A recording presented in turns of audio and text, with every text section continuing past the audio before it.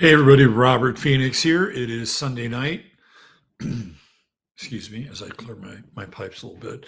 Welcome to another edition of Sunday Night Astro Live.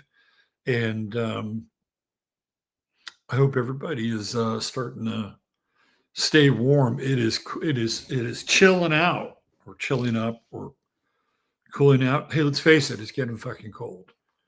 And it's about time, right? Seasonally, we are in the coldest time of the year, the northern hemisphere, and taking us into the depth of the outer signs and outer planets.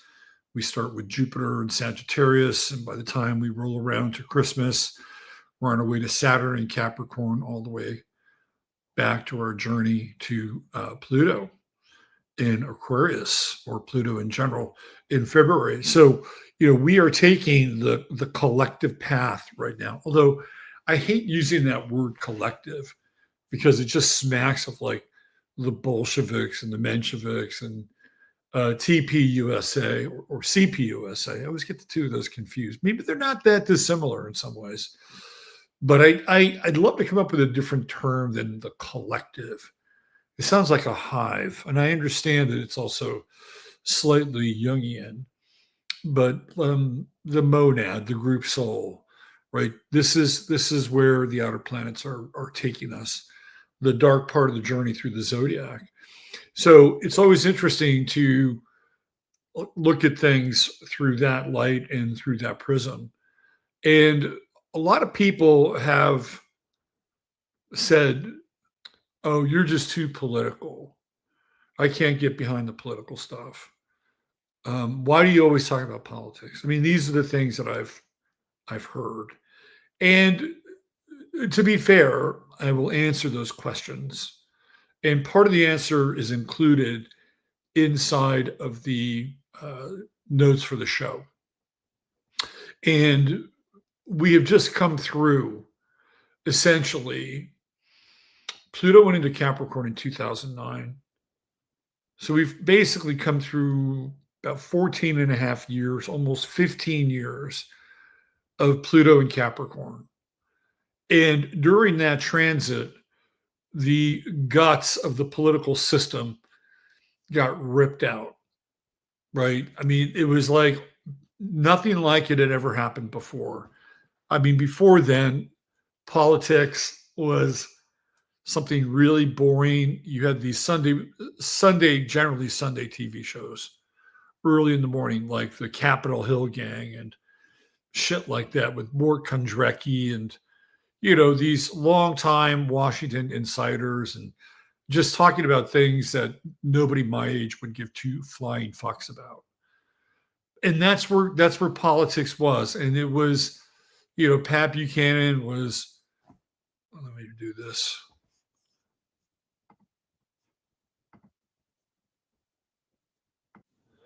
Pat Buchanan was a bit of a hot mess and got a lot of people's attention due to his positions on limited government, and even to some degree, racial politics. Pat was Nick Fuentes before Nick Fuentes was Nick Fuentes, although albeit much older. And nobody really cared much about politics, right? It was this thing that happened in Washington, D.C. A lot of the people were kind of older and fossilized. And it seemed like every time they wanted to energize it with somebody young, something happened. Like clearly Jimmy Carter was younger, and that didn't work out so well. Gary Hart was young. That didn't work out so well. Right. So it was almost like, we'll give you something to get excited about. But at the end of the day, it's just going to be the same as it ever was. Right. So politics weren't really that much of a thing. Now, the Clintons come into office, and all of a sudden they're getting people's attention. Now, you have to remember that at that time, there are two phases of Pluto that demarcate the 8 years spanning the Clinton presidency. The first 4 years of Pluto, which was 1992 to 2000 to 1996, was Pluto in Scorpio. So we're starting to see the sordid underbelly, right? It all kicks off with the Vince Foster suicide. Like it all starts there, and it's Pluto and Scorpio, and we know that Hillary's a Scorpio, and her rising sign is a very early degree Sagittarius rising sign. So that Pluto is kind of sneaking up out of her 12th house and starting to hit her ascendant, right?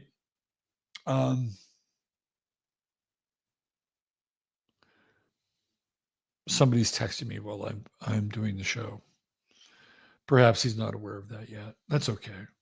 It was an interesting idea. So we started to see the dirty underbelly of politics with Pluto and Scorpio. And it really came through the Hillary Clinton vector because of the degree of her rise. I think she's like 2 or 3 Sag rise. Let's see if we can get her chart up here just so you can see what I'm talking about.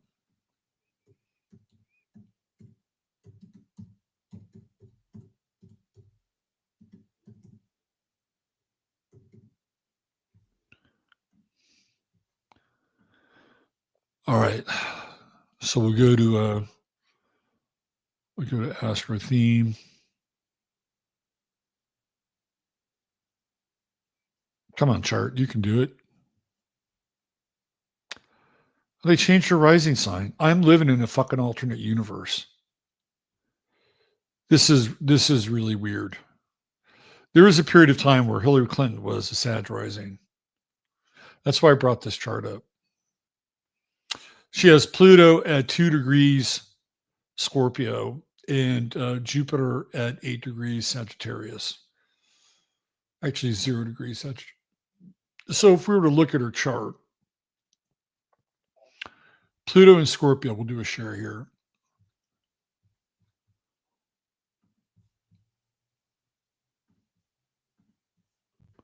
See, it's a good thing I checked.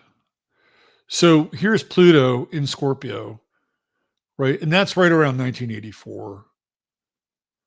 The first ladyship, Madam Vice President, is just a twinkle in her eye at that point. But it's right around here where, let me see if it came through. Yeah, there it is. It's right around here where Pluto really starts to manifest. Between 21 and 0 degrees. Like this is 1996, and this is probably around 1992, right around there. Pretty early on in the Clinton presidency. So this is where we start to see some of this abject corruption. That is so weird. For a long time, I read charts where she was a Sag rising. That is so bizarre. Really bizarre. Anyway, so we had that, and then Pluto goes into Sagittarius. And that's when we see the beginning of Alex Jones during Pluto and Sagittarius, and this sort of nascent kind of patriot movement that starts up right around then. You've got, Randy Weaver and Ruby Ridge, the whole Oklahoma City bombing fiasco. That's kind of in that weird interface between Pluto and Scorpio, Pluto and Sag.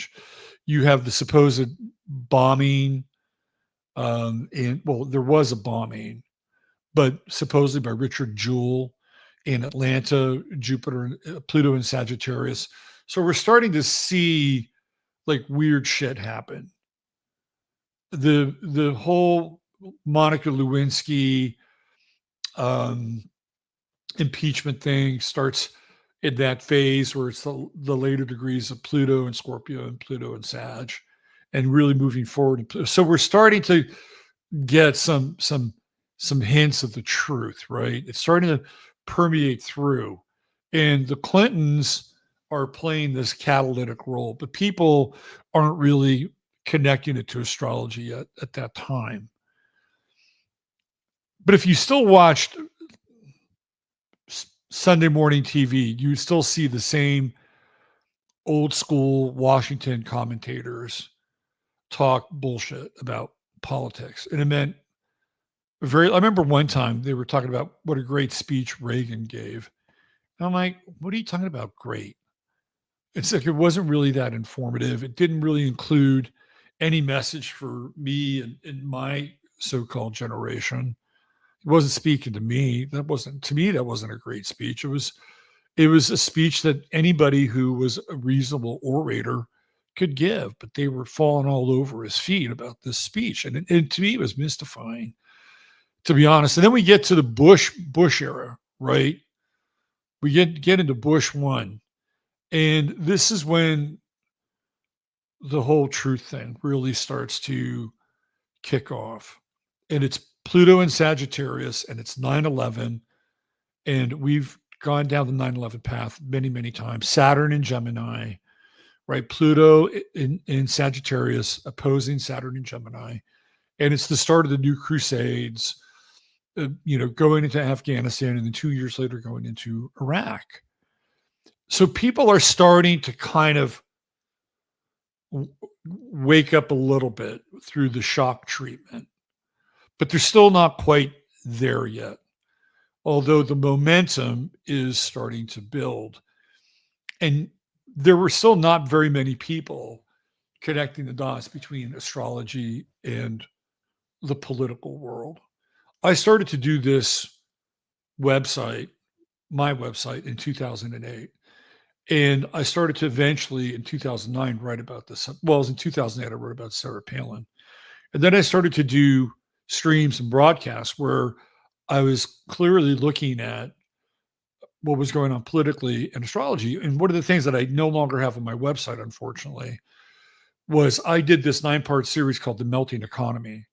And it's right when Pluto went into Capricorn. And at the same time that happened, we went through the housing crisis. And so I did a bunch of predictions based on all of that. It's all gone now.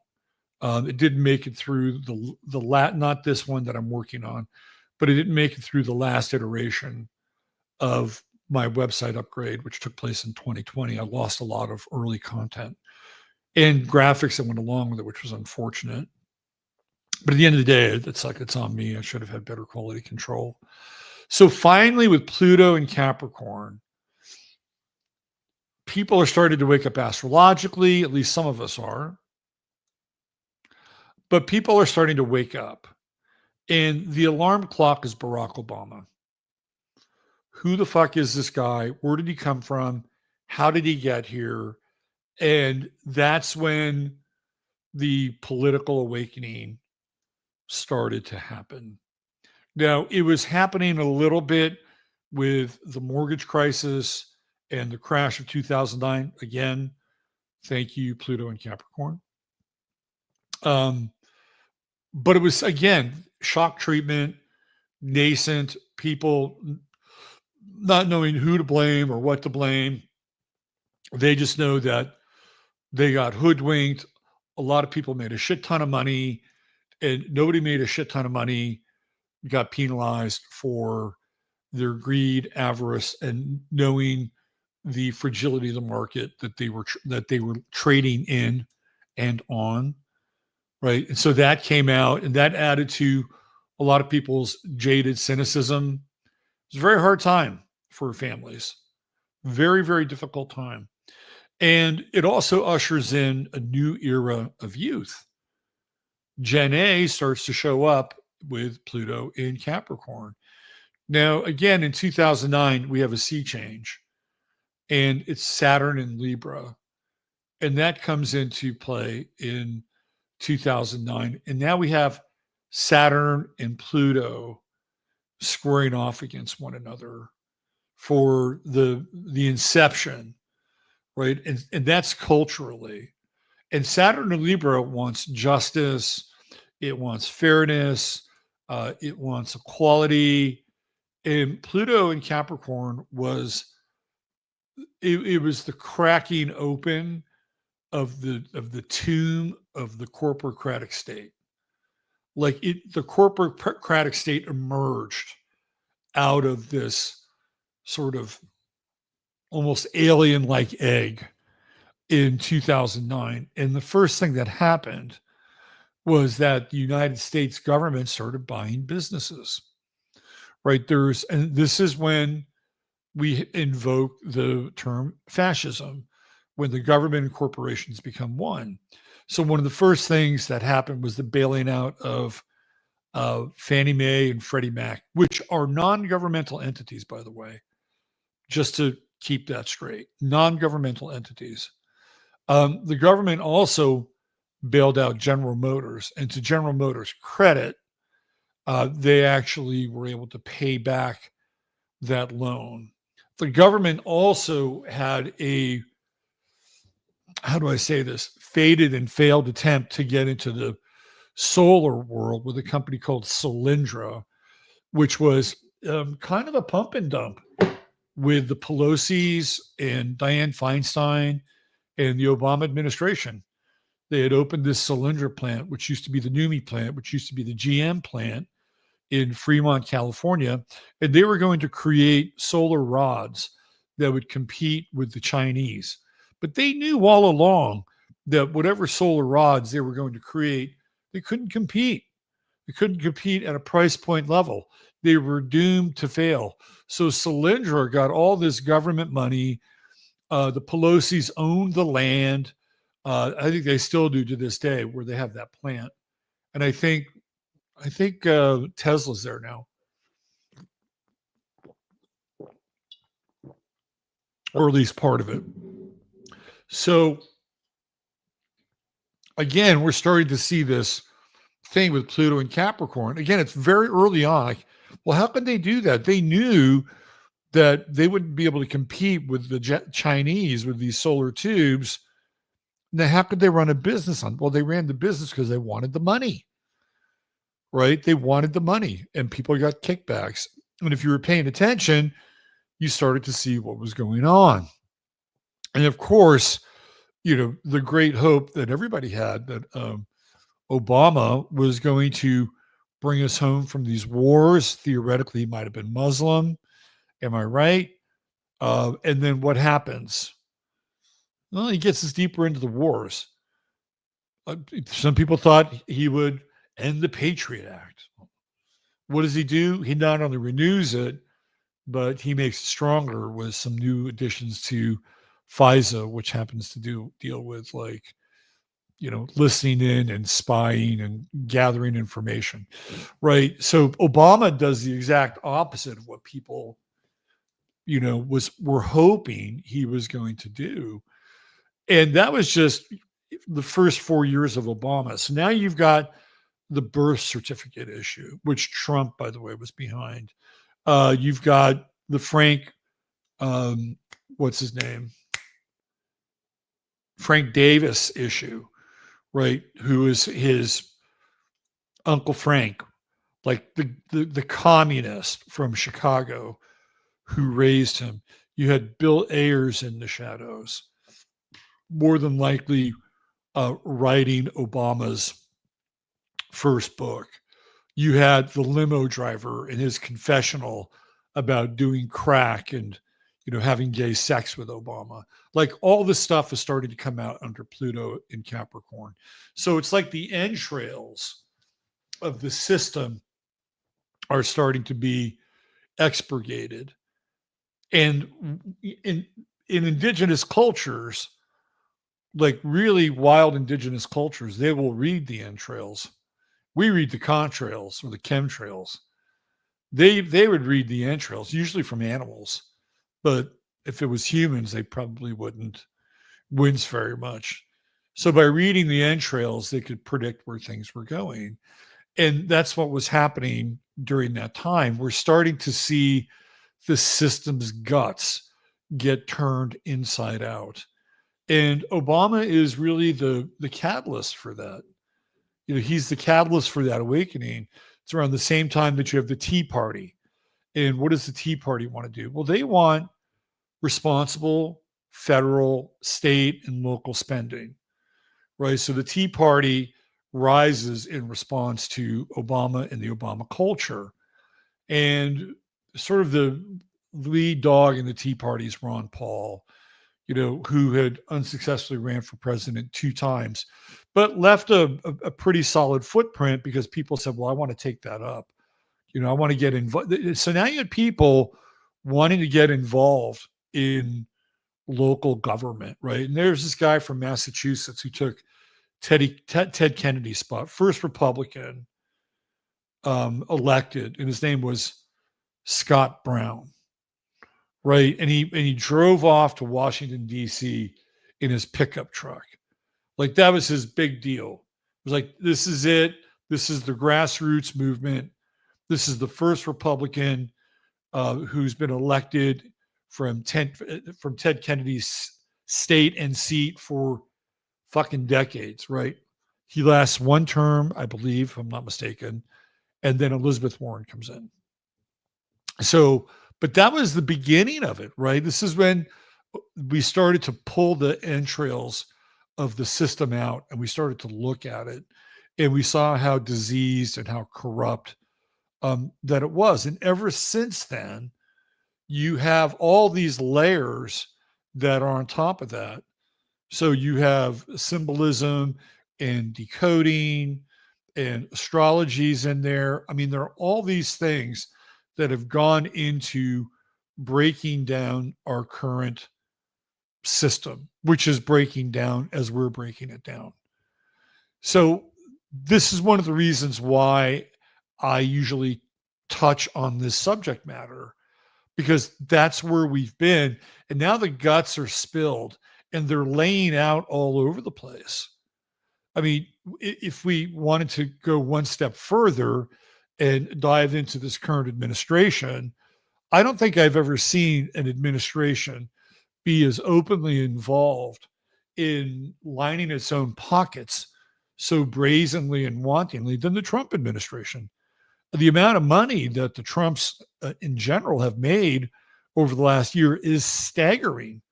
And you go back and look at Trump from 2016 to 2020, he's like not into Bitcoin. He says, I'm into real money. I'm into gold, right? I'm into cash. Like, that was his mantra. 2024 rolls around and he's Bitcoin Don. And his son, Eric, is a Bitcoin miner. And Barron is making $500 million off of a pump and dump and a sale based on Trump's issuance of some kind of statement to China. And it's not just that. I mean, it's also the fealty and the commitment to the donor class, and people like Peter Thiel and Bill Ackman and Larry Ellison and Sam Altman. I mean, these are the huge, huge movers and shakers. And it's almost like we're beyond politics now. Like, this thing has metastasized beyond any kind of real keen political understanding, right? And even if we were to continue, and we'll touch in, right? Even if we were to continue to go down this lane and use astrology to sort of be the illumination or the beacon for where we are in this social milieu, which has been political, intensely political, since Pluto went into Capricorn, we would reach our limits. We would reach our limits because the whole notion of politics and the rules of the game and the rules of engagement have changed. They've completely changed. And there was a time when presidents, like if Joe Biden did what Donald Trump was doing right now, and I'm sure he made money anyway. They always make money. The so-called, woke right, MAGA, they would be having an absolute and utter fucking shit fit. I mean, it would be all out there. It's very transparent. And what we're seeing is something completely different. This is a different beast than anything we've ever encountered politically. Trump doesn't listen to judges. And to be fair, some of those judges probably aren't worth listening to anyway. So he's not listening to judges. He's on his own path right now, right? And he's not even really caring a whole lot about the quote unquote common man. I referenced the interview with Laura Ingraham, where he's basically saying we need more specialized people because we don't have the talent. No, you don't have the talent, Laura. Your people, the class that you're from, you don't have the talent, right? So he's gotten to this point where he knows that he doesn't need his donor base. He doesn't need his voting base anymore. He doesn't. He needs his donor base, and he needs to supplicate them. And every now and then he'll throw his voting base a bone, right? Every now and then, but it's getting further and further in between. And so what we're witnessing is this really interesting metaphor for the transformation of the White House, which is becoming like this gilded palace. But if you know anything about where they're getting all the gold filigree and the things that are adorning the White House, you know that they're getting a lot of it from fucking Home Depot and spraying it gold. It's not even real gold, right? So even that is like, kind of fake. And it's like a cheap imitation version of this golden age that Trump started to talk about. And he started to talk about it right when he got inaugurated. And he got inaugurated when Pluto was in Aquarius and the sun was conjunct Pluto in Aquarius. Big fucking deal. First president that's ever had that done. And of course, when you look at Aquarius, you look at something like the new age or the dawn of a new day. And Trump clearly understands this, right? He clearly understood the messaging. He clearly understood the language, because we're moving out of this heavy duty Pluto and Capricorn time. We're really locking horns with the beast, right? For the first time in modern American political history, the beast revealed itself. We saw it. We had glimmers of the beast, right? And even that Pluto and Capricorn looks a lot like Baphomet. When you sort of distill it down, it's like this is what we're dealing with.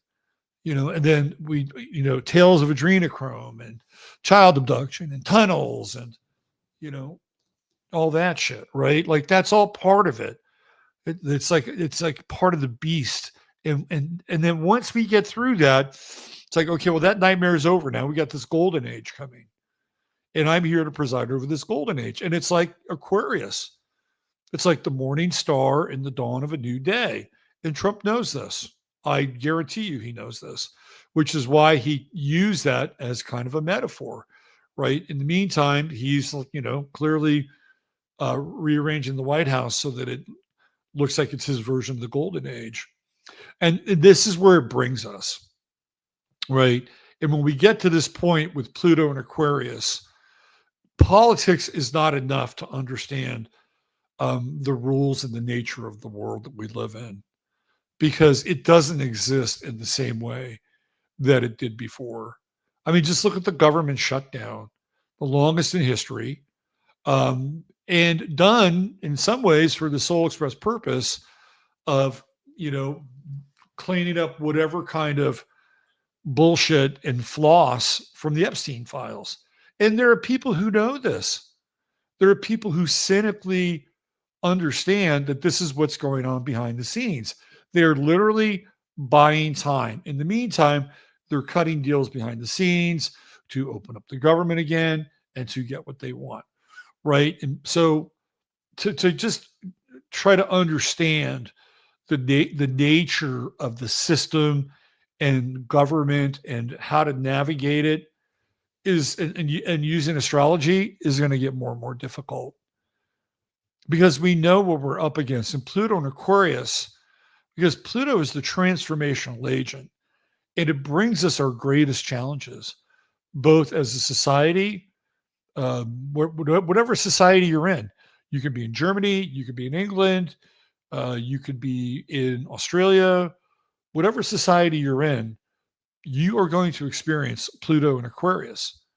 You're not going to be able to turn back the hands of time, nor essentially would you want to, because Pluto in Capricorn was really tough sledding. And yet, at times, it may feel like the good old days. Like, remember the 2000s? Remember the 2000s? Boy, they were, remember the 2010s?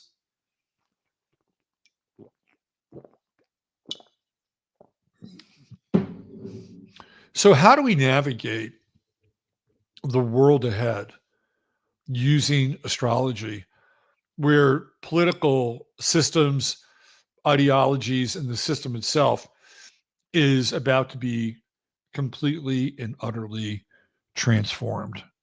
Hopefully, by the end of tonight's show, I will have kind of illuminated and enumerated some things that could be helpful. And this is not going to be like a standard show that I do, but since most of you are familiar with a lot of the language and the timing aspects, you'll know what I'm talking about, and I'll try to elaborate on some of these concepts that are coming at us, both astrologically and just culturally as well. Okay. Before I go there, I do have some business that I have to attend to. First of all, I am going to do the chart of the moment. We're going to do that towards the end of the show. I just decided to kind of jump into the lead tonight and give you guys kind of a, this has been my goal, like a leaner, not always meaner, but leaner, cleaner delivery when I'm here with you, because your time is precious, and so is mine. So I'm trying to get these Sunday night shows in at around 2 hours and make them really, nutrient dense so that you get the most out of your time here.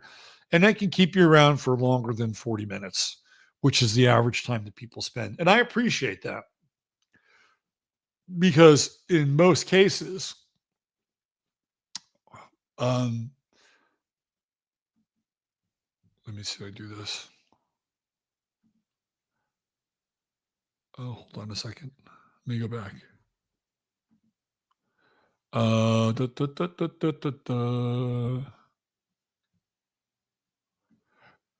me just get this. Here we go. Because in most cases, people's attention span is pretty short. 40 minutes on the long side, 20 minutes on the short side.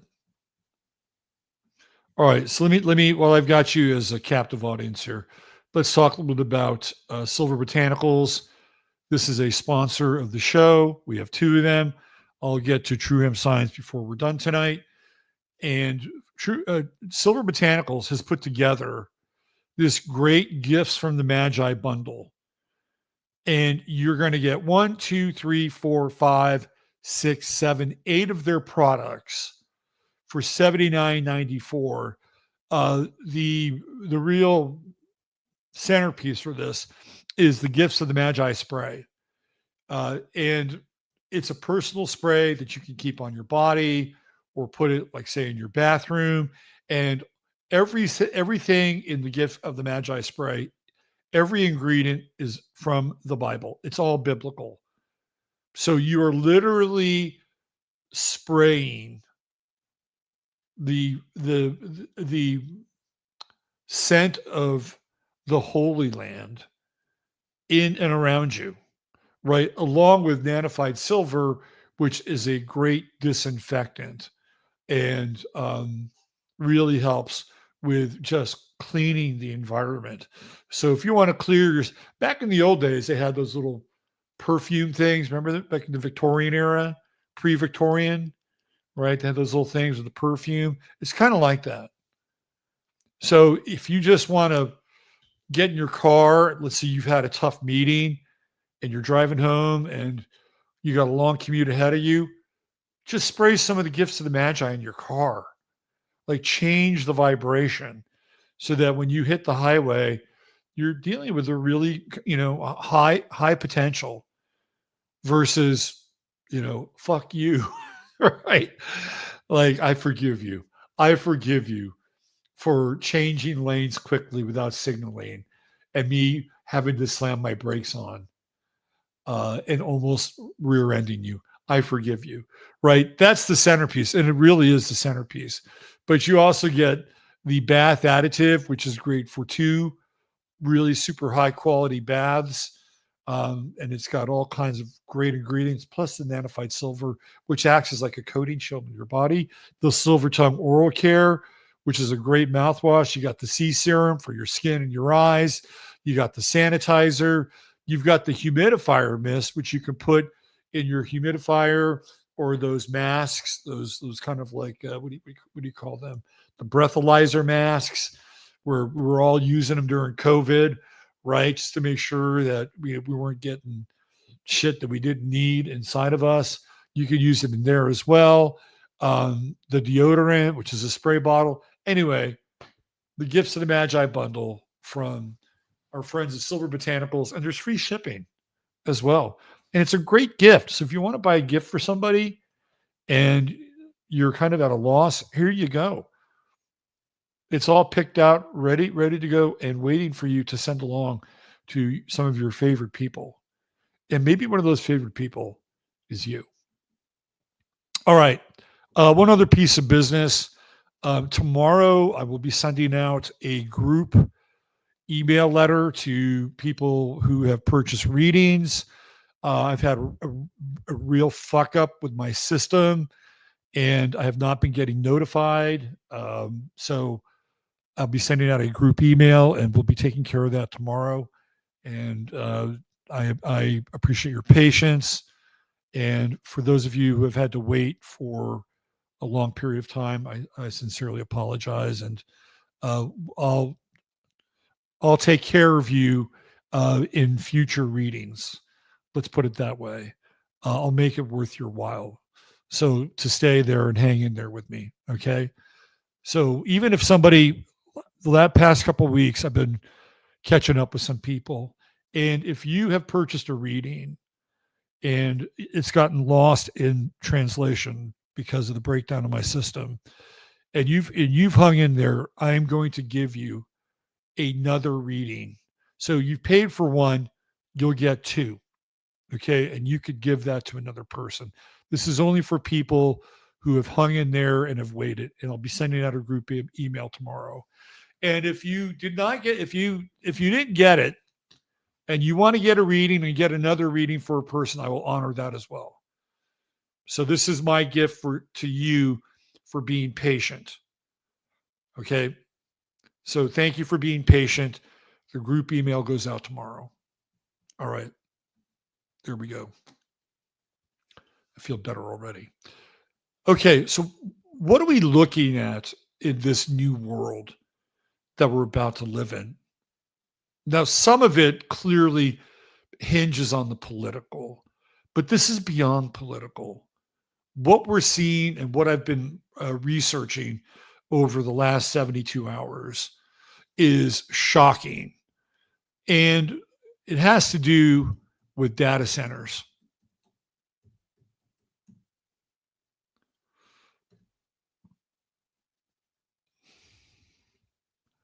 And data centers are going to define our reality for better or worse.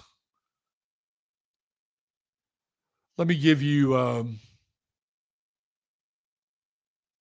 let's do this.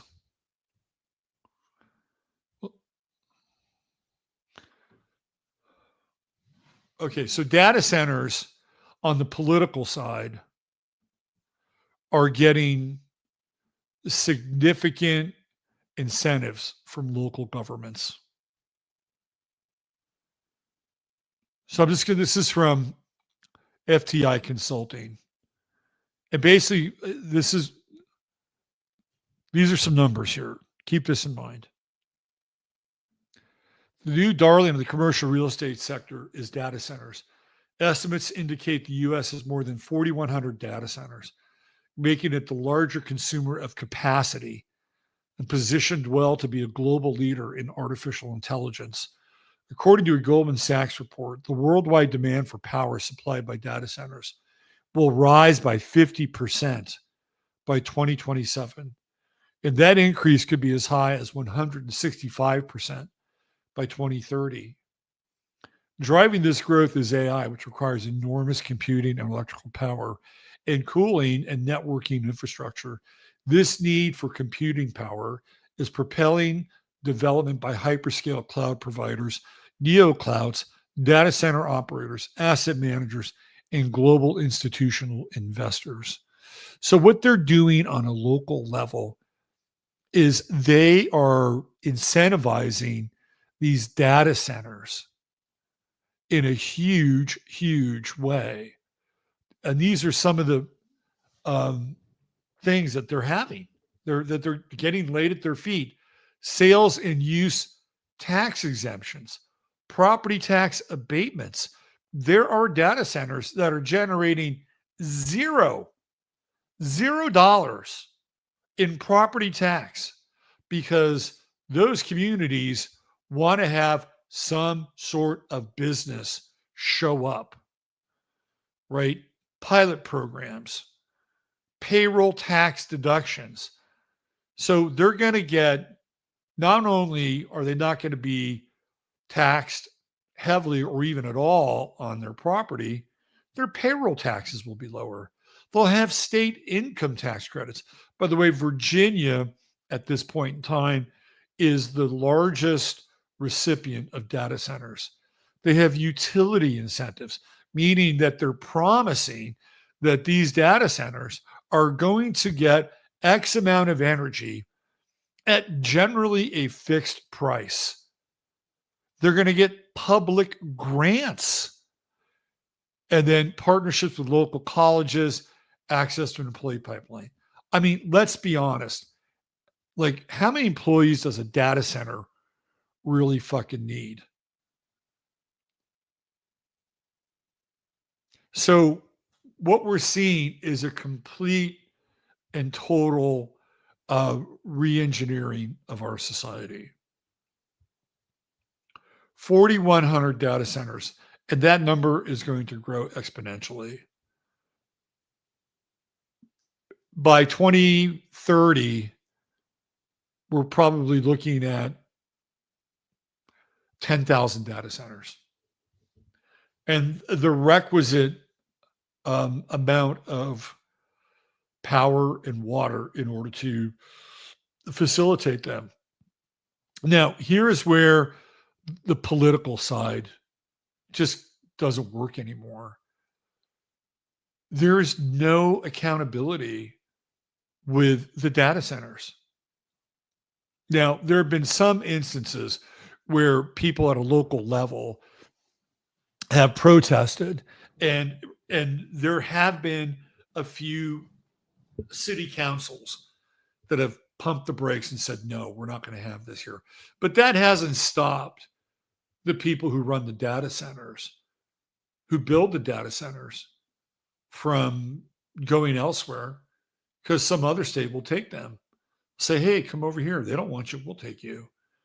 Right. And they're thinking long term is that, well, we'll get something out of this. It'll be some kind of employee pipeline. But this is completely scaled, and it's not going to provide significant jobs. And how these data centers are powered and cooled is going to raise the price of your average standard of living significantly. We're already feeling it. We're paying for the electrical bill of a lot of these data centers. They're not taking on the extra power to power them, right? Those costs are being pushed over to the consumer of energy. Now, I've seen a number of documentaries this weekend, which has shown me enough cul-de-sacs in the whole data center world where, again, having a political stance isn't really enough. like there have been instances where people have filed a temporary restraining order and it's been tossed out. Local judges have not been very kind. Local governments have not been very kind. If they want any kind of information on who's running the data centers, it's very sketchy. It's difficult to find. The only way that you can find it is to find out who is buying the turbines to run the backup power for the data centers. And once you figure out who's buying the turbines, then you know who is building the data centers. And right now, you're looking at Google, like who you would expect. Google, Microsoft, and Amazon. They're the three major players. But beneath them, they have sub companies. So it looks like it's some random third-party company that is building the data center, when in actuality, it is a sub corporate entity of Google. So the normal political fight to keep these out, and they're not good for the environment. The amount of noise that they make is disturbing, and different data centers make different noises. And they did. I saw this one really interesting kind of audio spectrography where they had the hum of the data center at night, which is all you could really hear. And then what they did was they removed that layer of noise, and underneath it you could hear birds chirping. This is like, like around sunset-ish, so birds were still chirping, right? So it's not only creating this kind of weird gray noise that affects people and their sleep, it's also overmodulating the natural environment. So this is our first real taste of Pluto and Aquarius. All right, this is, these are the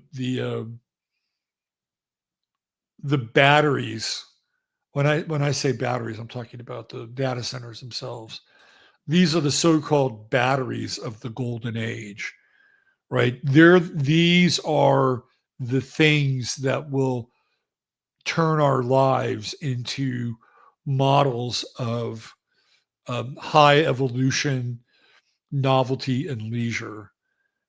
And if you believe that, I have some land to sell you in West Texas, right? Beautiful scrub land with absolutely zero water. I have some to sell you, right? So this is where we are with Pluto and Aquarius. It's not the same beast, right? Everything is literally hidden. It's occulted, and it's occulted in this technocratic sphere of influence. So whether it's Palantir or Amazon or Palantir subcompanies, Aventure, whoever, right? These are the entities that we're dealing with now. These are the monolithic structures we're dealing with, and they aren't really beholden to anybody or anything, including the so-called president of the United States, right? This is the new beast. Like if we continue to try to fight this or deal with this in the way that we did with Pluto and Capricorn, we're going to lose. We are going to lose. We are politically, I would say, savvier, smarter, probably a lot more cynical. People are, I think, over the two-party system, right? They know it's a sham. They know it's bullshit. There are a few people who stand for what they actually ran on and promised, but very few. And most of them now are owned by the tech sector. And the tech sector is now the layer behind the government. The government has become the body bag, and it's taking the blows. And the tech sector is, for all intents and purposes, untouchable. Like they're at a completely different level of the caste system. So, how do we deal with this astrologically? It's like we know it's not only coming, it is here, right? And it's going to interpenetrate every single part of our lives. Yes, there is some construction happening, but that's just like a shot in the arm. It's like a shot of adrenaline. And once the construction is done, it's done. They don't need any more construction unless they're building on a new wing of their data center. But the far reaching effects of the data centers are catastrophic in a lot of ways. I'll give you an example. Here in Texas, there is a company which I believe is an offshoot of Waymo, and they are working on driverless tractor trailer trucks. Now, for a long time, the idea was that there was going to be a north-south corridor between Mexico and Canada. And these driverless trucks, these autonomous trucks, would be on that corridor. And because they were on like this massive grid and they knew where each one of them was, they would almost be able to control them remotely in case anything happened, right? There wouldn't be any random,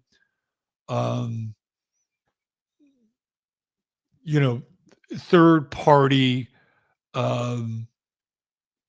variable that would come in, right? They'd all be on the same kind of strip of highway together going in both directions. Well, that got scuttled. It actually got scuttled here in Kerrville, of all places. So what they're doing now is they're taking on the challenge that they did with Waymos. And they're working on driverless tractor trailer rigs. And what do you think is going to power those driverless tractor trailer rigs? It is the data centers, right? It is the data centers where they're plugged into a main control grid, where you have people on screens, emergency controls, but they're not housing the data. The data to run all of those trucks is enormous. The power to run them is enormous, particularly if you're using something like an internet signal. You have to have an internet signal strong enough. So if you're in someplace like Houston, Texas, or let's say just outside of Houston, Texas, say Brownsville, let's say you have like a place in Brownsville and you have a data center there, but more importantly, you've got a command control center for these tractor trailer rigs. You've got to make sure that that signal for your truck can be picked up along the way with repeaters so that you don't lose the signal for the damn truck, right? And all that takes power, and it takes immense amounts of power. So when you get down to that level, what are you doing? You're eliminating the truck driver. The truck driver is going to go the way of the Pony Express. I mean, ultimately, this is the idea, right? This is what the golden age is going to theoretically look like. Autonomous vehicles everywhere. And Elon Musk has said this as much. If you will still be driving your vehicle in 10 years, you will look and feel like a fool. So what he's predicting is that people won't just be taking a cruise on Waymo. They'll be in their own autonomous cars. They'll be able to talk. They'll be able to play video games. They'll be able to take meetings. They'll be able to, have autonomous car sex, right? But of course, the eye in the sky will be watching. So this is where this thing is headed. And there's very little government oversight. And Trump is welcomed in. He's opened the gates Like the digital barbarians are now behind the gates. Of course, you have Bill Gates, Larry Ellison, Palmer Luckey, Sam Altman, Elon Musk. You know who the top players are. And this has become almost non-negotiable. I mean, these things are happening overnight without anybody's real notice. And if you're in Virginia, you're a ground zero for this.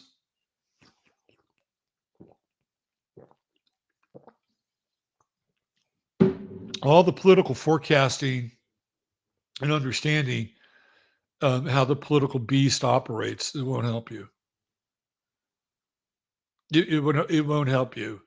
Dealing with the technocracy is going to be something unlike any of us have ever dealt with before. I mean, when the second industrial revolution happened, it was a type of technocracy, but nothing this sophisticated. Yeah, you probably have to go back to Atlantis.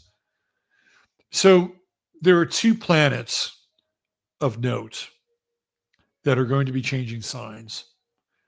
And you know that I've talked about them pretty significantly over the past few months. And it's Saturn in Aries and Neptune in Aries. Okay. If you want to understand how to navigate the next 3 years with the inception of this dark golden age, that's what we'll call it, we have to understand how Neptune in Aries and Saturn in Aries works together.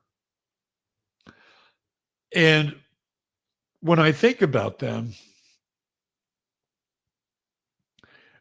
I have this overwhelming feeling of like these extreme versions of humanity. So let's talk about the extreme Christian version. Before we do that, why don't we break down Saturn in Aries and then Neptune in Aries, and then we'll fuse them together because astrology is an art of synthesis. So Saturn is in its fall in Aries. It is exalted in Libra. It is anything that's exalted. The planet opposite it is in its fall. Okay. So why is it, besides the fact that it's opposite Libra, why is it in its fall? Because Aries wants to move forward all the time. Aries is the ram, right? Aries meets obstruction head on. Aries does not run from confrontation. And in fact, Aries at times will even invoke it. So we know that that's the nature of Aries. It is martial.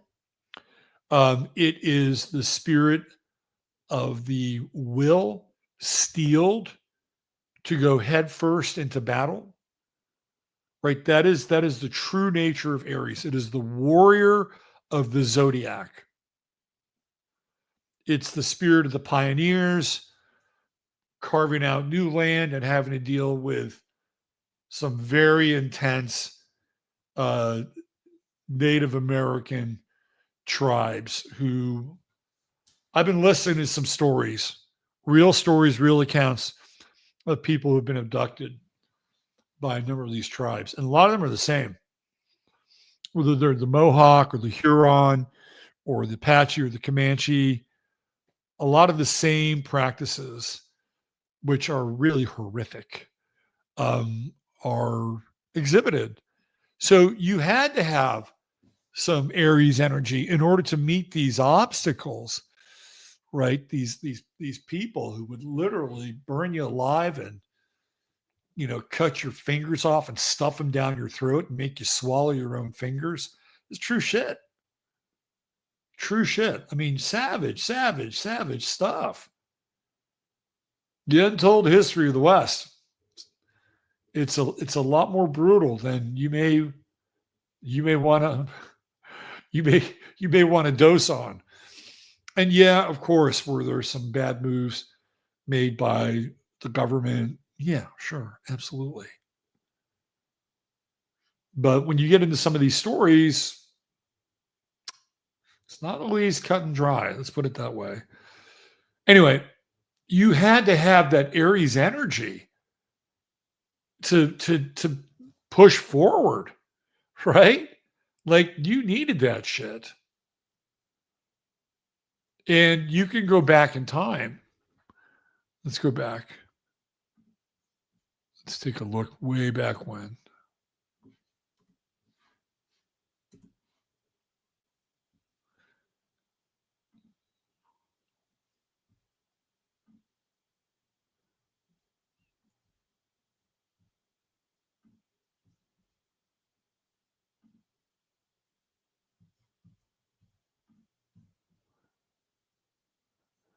Yeah. So if you go back to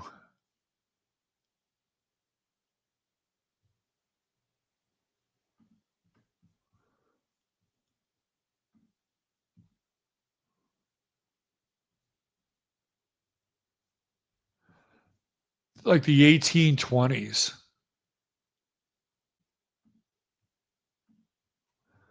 let's go to 1822.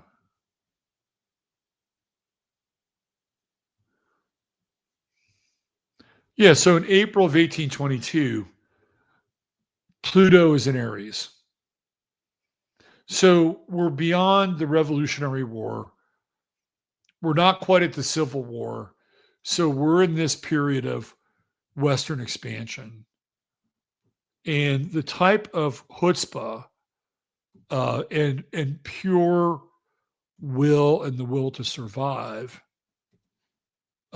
is in Pluto and Aries. That is when that is when things really start to happen, right? Let me see if I can find a good date here. Let's see.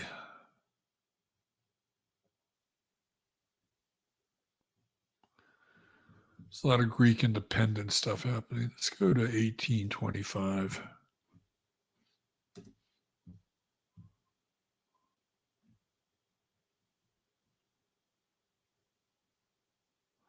Okay, so February 12th of 1825, the second treaty of Indian Springs. The Creeks cede the last of their lands in Georgia to the United States government and migrate west. So they're getting out. They're moving. They're going further west, just like everybody else is moving further west. So this whole this whole manifest destiny thing is happening under Pluto and Aries. And they have some of these treaties that they're working on, right? Like the ratification of the treaty with the Cheyenne and the Rikara tribes. So there's some of that going on. Ratification of the treaty of the Crow tribe. But like it is really on. So they're trying to do these treaties, but not everybody is playing along, right? So you go back to Pluto and Aries, and that's when this whole Western expansion thing is really starting to take off. And it would be another, like 30 years before the great migrations come in. And they're still having it, right? Now we're having the Germans having to deal with the Comanches and the Apaches in Texas. That's after Pluto and Aries, which is about 14 years. So roughly 1820 to about 1834. And then Pluto moves into Taurus. I think Pluto moves into Taurus kind of late, actually. Now that I think about it, Pluto goes into Taurus around 1849. Was Pluto that in Aries for that long? It could have been. Could have been long Pluto. Wouldn't surprise me. Let me just do this real fast. Let's go to 1840. So in 1840, yeah, Pluto is still in Aries in 1840. And it's only halfway through. So Pluto is really slow. I mean, that's crazy, right? Like, what is going on with Pluto? 1820, 1840, and it's only at 17 degrees. And it doesn't change, like really move out until 1850, 18. Pluto is in Aries for almost 30 fucking years. That's really hard to believe. It's true.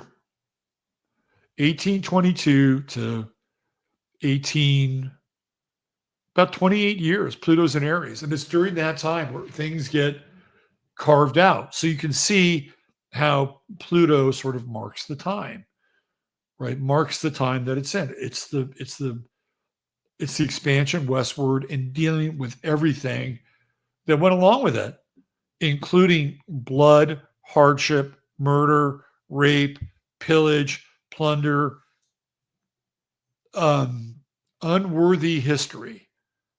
Find that channel on YouTube, firsthand written accounts of people abducted by the first people. Some of these stories will make your toes curl.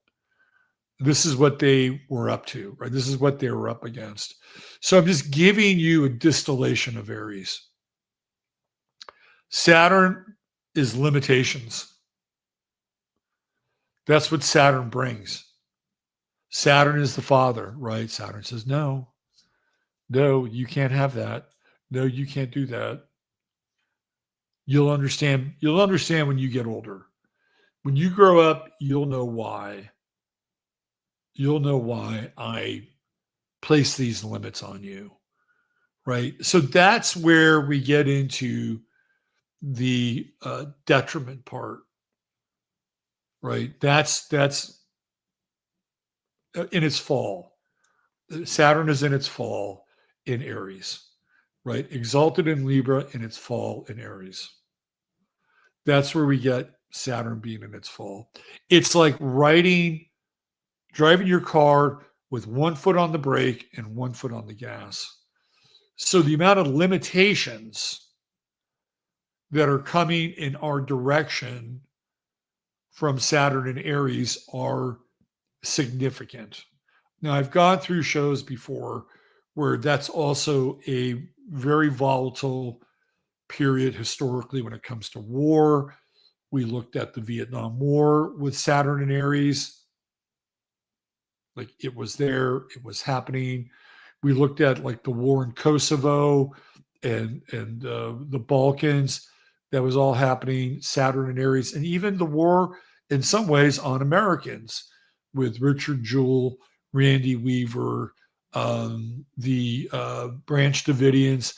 Again, we're kind of in Saturn and Pisces, Saturn and Aries territory. So we've looked back. World War II has Saturn and Aries as a part of it. So we've seen the war scenarios come up, but there's also limitations on being an individual. Right? That's the nature of Saturn and Aries. So I'll give you an example. If you have to live with the gray noise of the data center in your backyard, suck it up, Buttercup. It's for the greater good.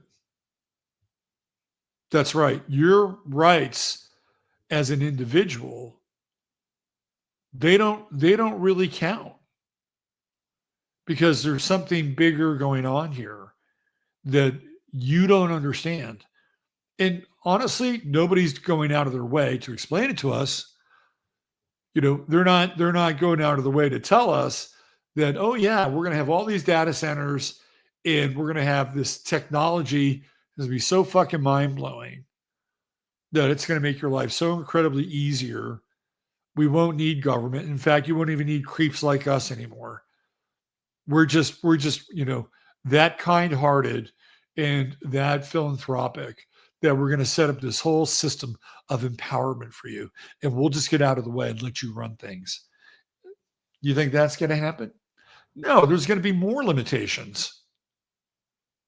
And we're already starting to see it. Like here in Texas in January, if you want to use an app, let's say it's the Weather Bug app or the weather.com app, you're going to have to prove that you're over 18 years of age. And that's called digital ID. And that's going to be a big part of Saturn in Aries. More and more states are going to take it on.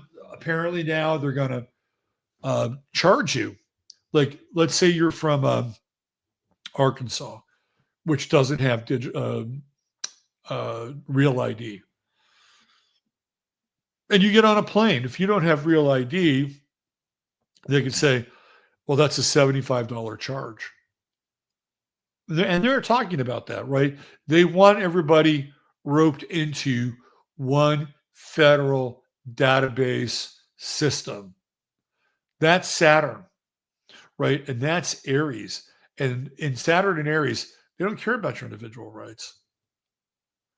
It's like Jupiter in Aries territory, not Saturn in Aries territory. Saturn in Aries territory is sit down, shut up.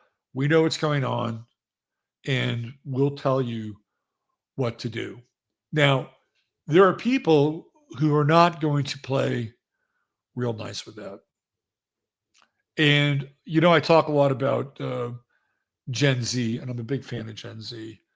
And one of the things that Saturn is going to do straight out of the gate is it's going to start to trine their Pluto in Sagittarius, which they were born with from 1996 to 2009, right? 13 years, Pluto in Sagittarius.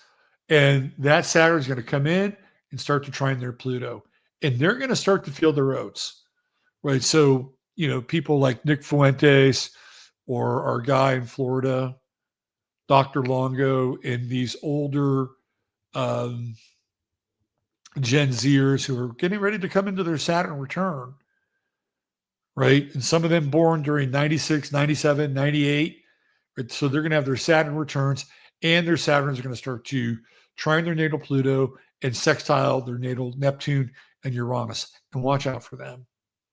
They're not going to take it. They are not going to take it. And they are at the top of the hit parade. They're at the top of the hit parade. Nick Fuentes, his Groypers, these Pluto and Sag kids, they don't give a fuck.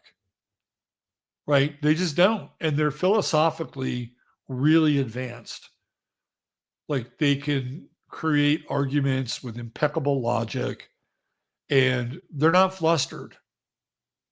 Now, the latter part, when Uranus and Pisces kicks in, right around late 2003, 2004, a bit of a different breed of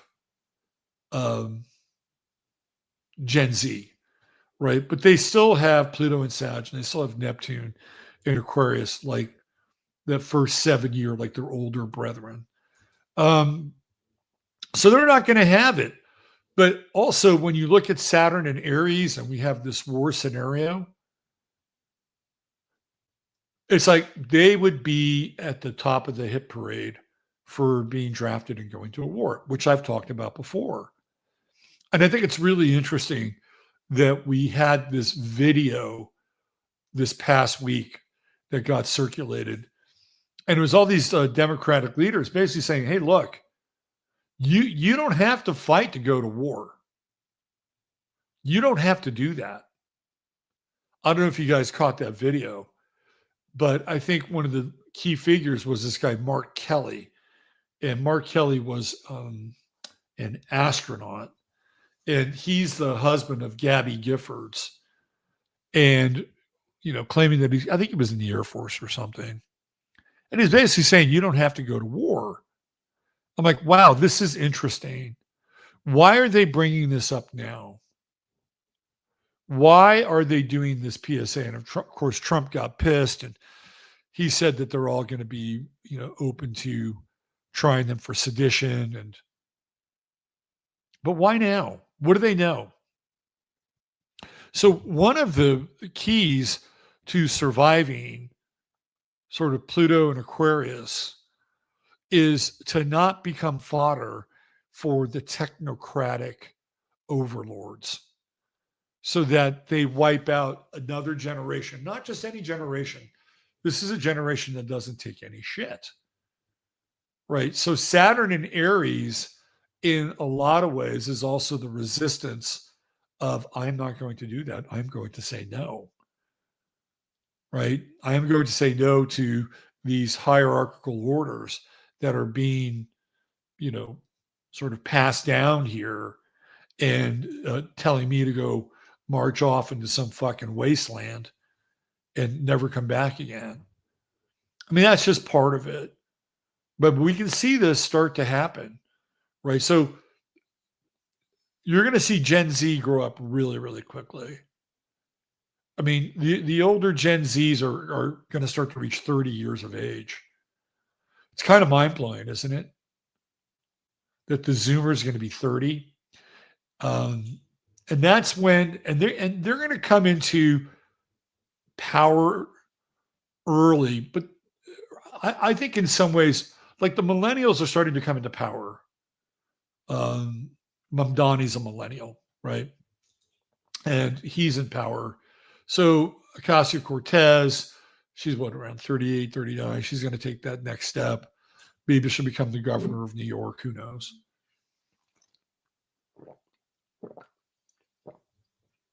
She could definitely be on somebody's vice presidential ticket if they have another election.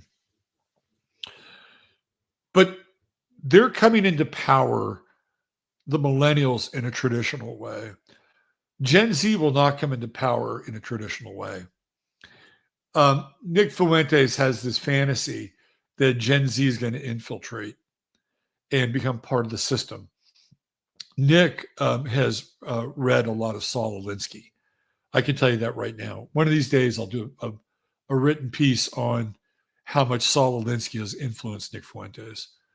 But Nick believes that Gen Z can smile and wear a tie and a coat and join the young Republicans and infiltrate and work their way through the annals of power, right? Or the channels of power, so that when they get to being a congressman or a senator or a congressman on a state level, they'll have the Groyper perspective. They'll be America first. And I think, that's a very Alinsky-esque idea, by the way. Just look at one of his students, Hillary Clinton. But a lot can happen along the way. A lot of these young men can be very susceptible to money and temptation and power. And maybe they have such a strong philosophical base that they're not going to take the bait, right? And they'll be able to hold off, and they'll be able to actually root the system from the inside out. It's a big ask. It's a very big ask.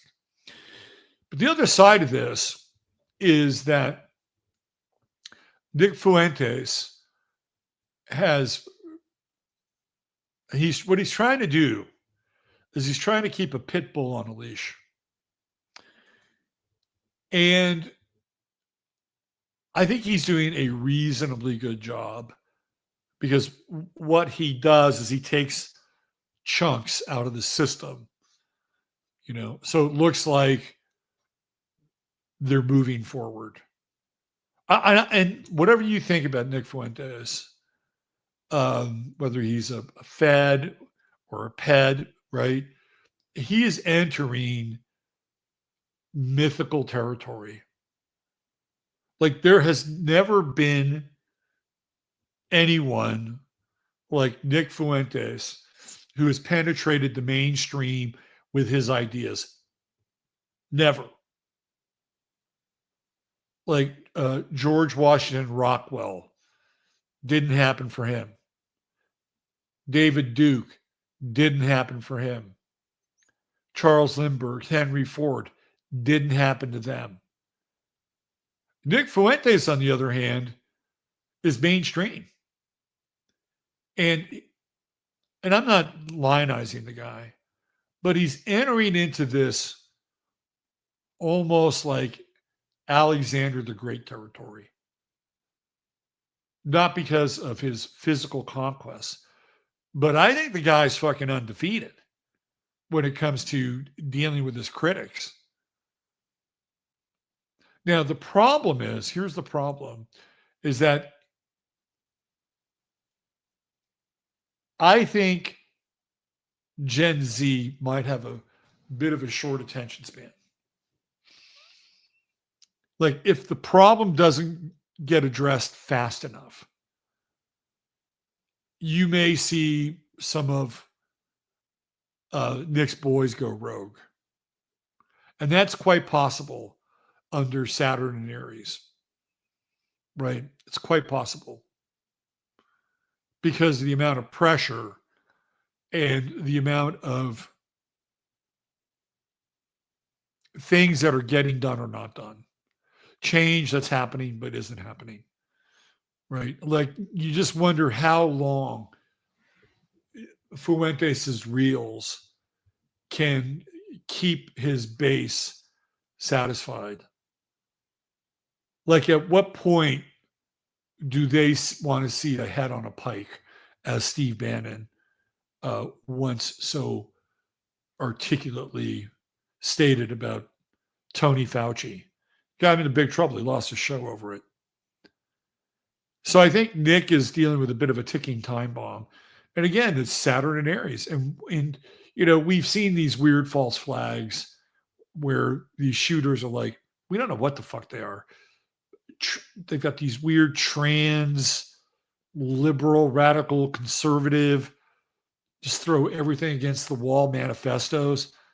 People are just scratching their heads going, what the fuck? Like, what are they? Are they nihilists? Are they Morlocks? I mean, what are they? We don't understand. They're not clear. We can't really point a smoking gun at them. You know, like Crooks, the supposed shooter of Donald Trump, and the kid from Utah, right? It's Tyler Robinson. It's like, what are they? But at some point, it's going to get false flaggy, and it's going to be a right-wing Groyper style thing. Something's going to happen. And this Saturn and Aries is going to clamp down. They're already clamping down. You know, this is a Saturn. We're not here. We've already had one ingress of Saturn and Aries. I just read about this guy from England who was photographed in Florida with a shotgun.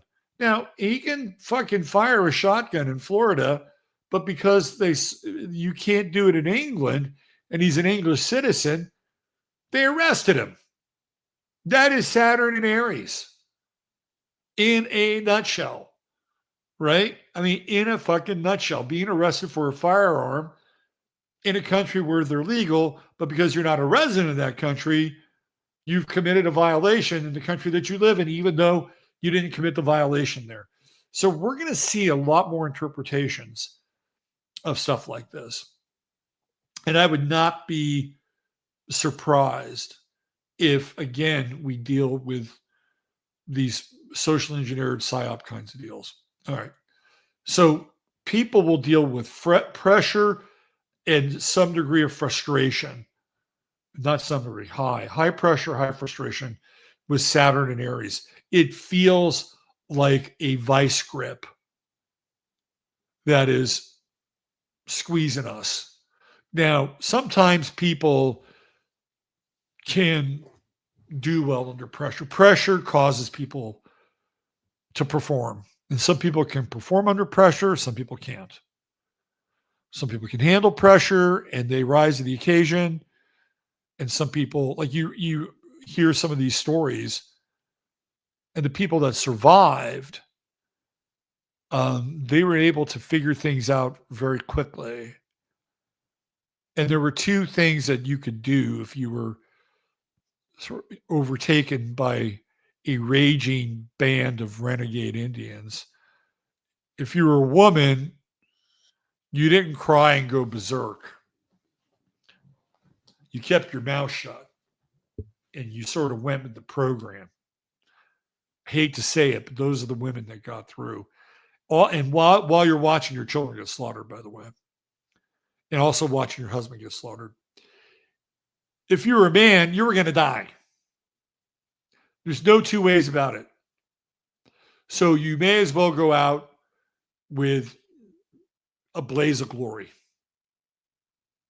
right? Go full on, head on, give them your best. Because if you did that, they might spare you some of the, how do I say this? Carving that awaited you on the other side of your fatality, your mortality. They would respect the fact that you went out like a warrior, right? Those were your two options. If you were a man, you had to give your best fight and they would still kill you. But they wouldn't maybe torture you, but they'd kill you and they'd take your scalp. And if you're a woman, you had to keep your shit together and not cry and watch your loved ones basically get murdered. And in some cases, maybe not immediately, but in some cases, women would be violated right there on the site and by more than one warrior, right? And you had to watch that. Like if you're a woman, you had to watch that, right? And they would torture men like that. They would tie men up and they would, the men would have their feet cut off. And I'm sorry, this is true. This is very graphic. And then they would watch what would happen to their women. In some cases, the women would be unharmed and they'd claim them as a squaw.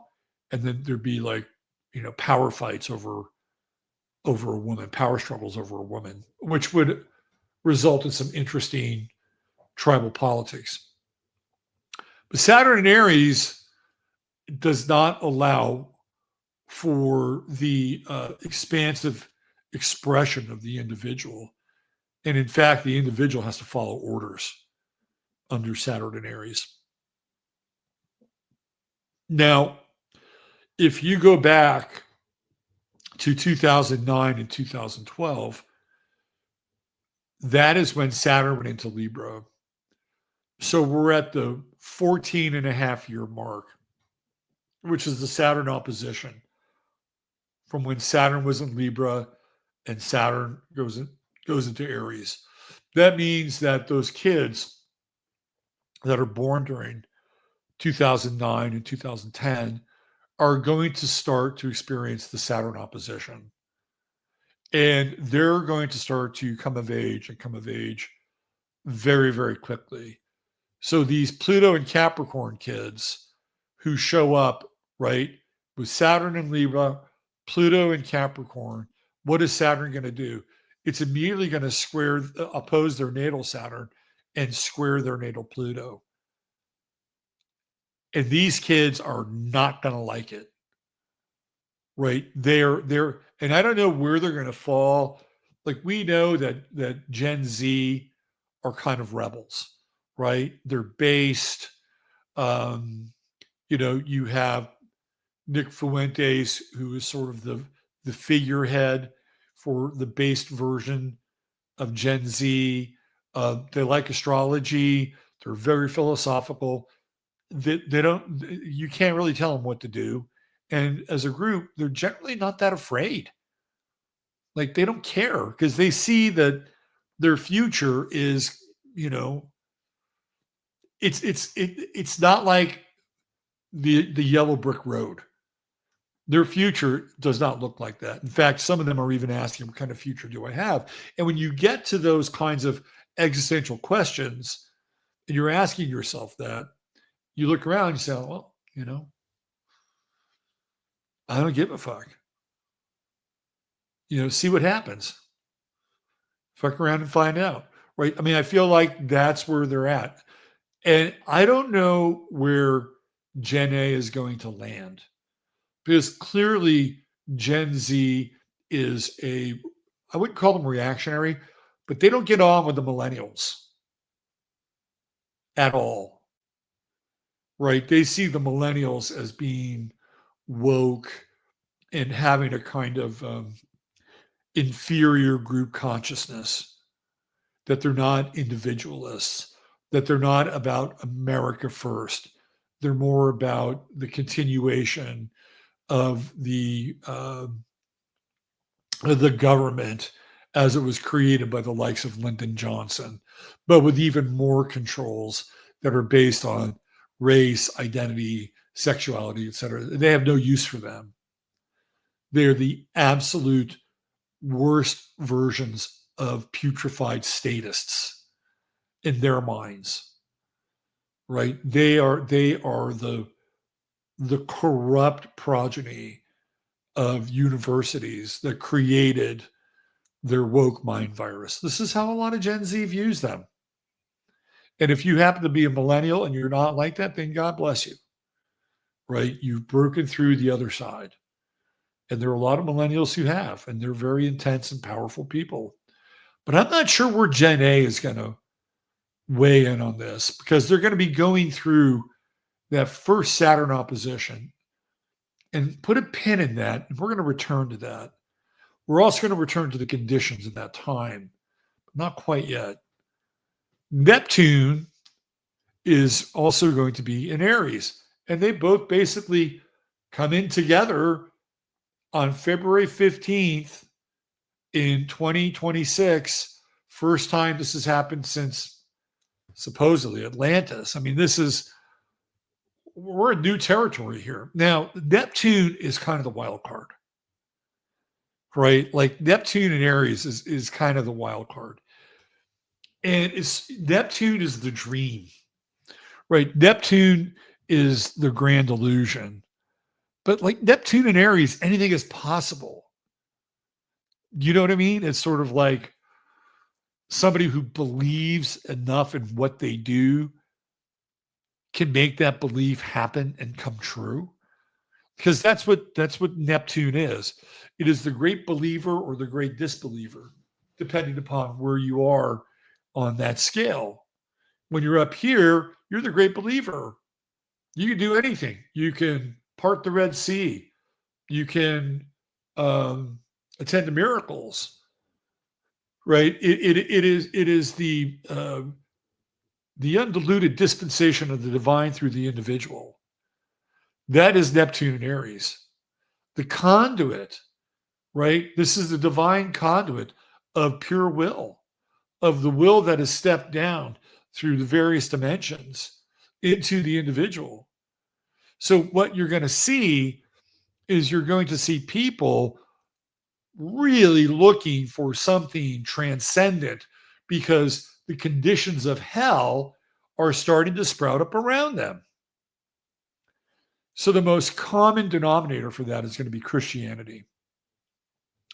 And we're already seeing this, right? Like the whole TPUSA thing was like headed in this direction until the unfortunate event with Charlie Kirk. No matter what you think of or believe in his demise, TPUSA isn't the same, will never be the same.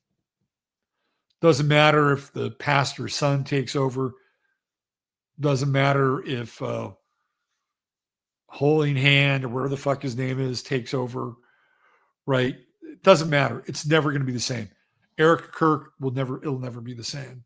But that was the idea behind, like, if Charlie Kirk had stayed around, and let's say it's true that he was somehow able to make peace with Israel, Netanyahu, and Nixon, Charlie Kirk's ministry would have been enormous with Neptune and Aries.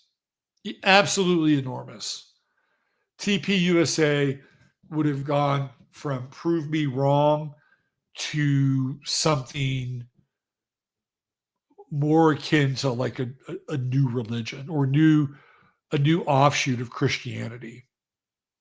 And Charlie Kirk, for all intents and purposes, was sort of leading revival meetings as it was, right? So we're going to see more of that. We're going to see more people kind of lean into Jesus, right? More people lean into Christianity because with Pluto and Aquarius, dealing with, again, when you look at Pluto and Capricorn, the guts of the beast, the entrails were out. We don't have that anymore, right? Everything is now hidden behind the paywall of technocracy. And it's going to become much more Kafka-esque. So it's going to force people to find what I would call supernatural solutions to increasingly artificial problems. And when I say artificial, I'm referring to artificial intelligence. So the relationship at a primary level with Christianity is supernatural. Because if you believe in Jesus and you take on Jesus as your Lord and Savior, you are, by the covenant of which you have sworn your life to, right? You are a disciple of the Son of God, who is the practitioner of miracles. That's what it's about, right? You have the ability to do the laying on of hands, whatever kind of mystical power that Jesus derived from his direct connection with Prime Creator, you too theoretically would have access to that. Remember the saying, you can do all of this and more, right? Don't ever forget those words. So there are going to be people who reflexively will lean into Christianity, and you throw in Saturn together and it will look a certain way. It will look a lot like Christian nationalism, right? That's kind of, so if they want to corral the masses, they'll move them into Christian nationalism. That's the next step, right? And so and there's like clear boundaries and hierarchies, and we're starting to kind of get into the Handmaid's Tale a little bit. And women in that world are, they're just there as servants of God through the man of the house. That's it, right? And there are Gen Z young women who are moving into those kinds of marriages, and generally with older men. I've seen some of this. But that's one aspect of this Neptune-Saturn conjunction in dealing with an increasingly complex artificial world. You're going to see more versions of extreme expressions of Christianity. Now, if you throw in a holy war or two, which is quite possible, whether the enemies are the Venezuelans or Hamas or whomever, right? It just gives an added purpose. And if you wanted to eliminate, again, a class of young people, i.e. Gen Z, you would draft them for a war. But this idea of this Christian revival is going to be very big. It's not a strategy. It's not I'm just telling you it's how it's going to manifest. And that's based on orthodox models. And you can even hear this in some of the emails that Candace Owens has captured through these guys and this new covenant stuff that they're working with. They're like reinterpreting the Bible, and they're seeing themselves as sort of modern day saints and angels. Like, that's very Neptunian. Very, very Neptunian. They're feeling as though that the heavy burden of prophecy is on their shoulders, and they're reinterpreting the Bible to fit their cosmology. It's mind-blowing, right? It's really mind-blowing. But that's Neptune, Aries, Saturn, Aries conjunction. One version of it. Now, for some people, Neptune and Aries is going to be, how the fuck do I get out of here? How do I get out of here? How do I deal with this dystopic world, in a world, by the way, where you just might have to use your cell phone as a form of payment for everything, and that's it. And you're one step closer to the mark of the beast, right? This is the vice grip of Saturn and Aries. And for some people, they're just like, I got to get out of here. How the fuck do I get out of here? How do I get out of this place? How do I deal with this?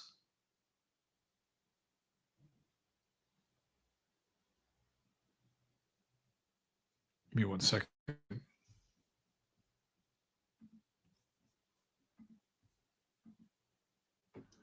Okay. That's not how to navigate it. It's not how. So we're going to have to figure out, what do we do? On the other hand, this is one more on the other hand. This whole idea of the Ubermensch and this kind of revival of Nietzsche is going to start to also come into play, right? And you're seeing this in some ways with Gen Z, very philosophical. They're discovering Nietzsche, right, and power beyond what society has deemed to be appropriate. Because Nietzsche's, take no prisoners. So you have these young men who realize that dating is kind of a dead end right now. The world is, not this wide open, big, expansive adventure that it was for people in the 60s, 70s, and even 80s.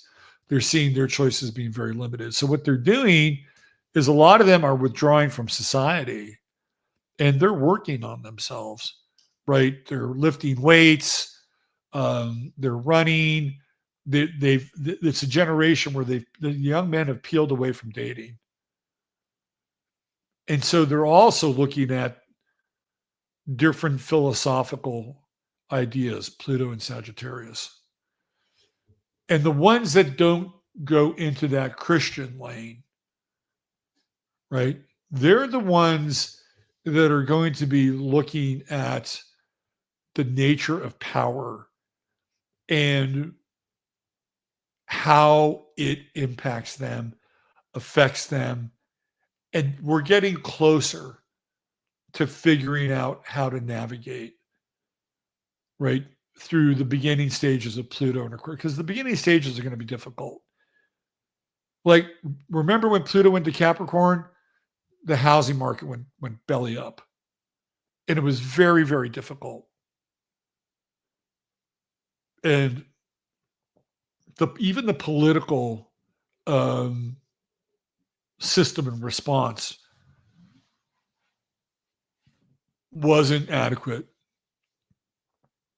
because Ben Bernanke just wanted to bail everybody out.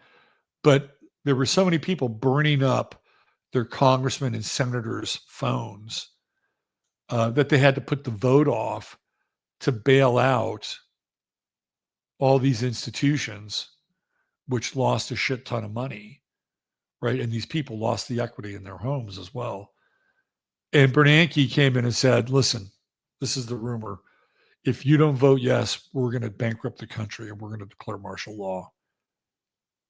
So it's on you. Either vote yes, stay elected, keep making money off the stock market, or you're going to be one of the reasons why all this happens.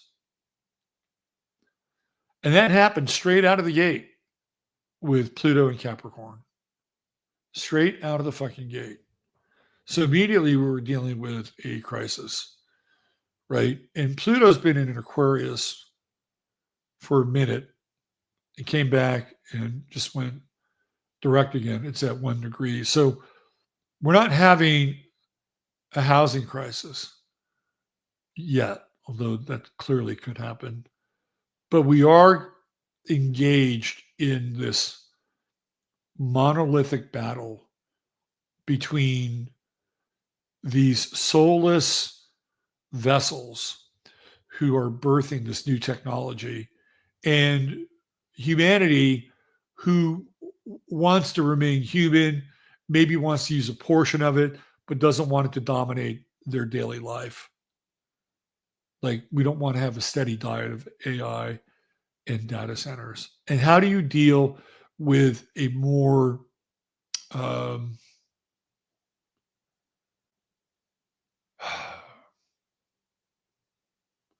how do you deal with a world that is becoming more and more surveillant, right? How do you deal with a world that has, at a societal level, more and more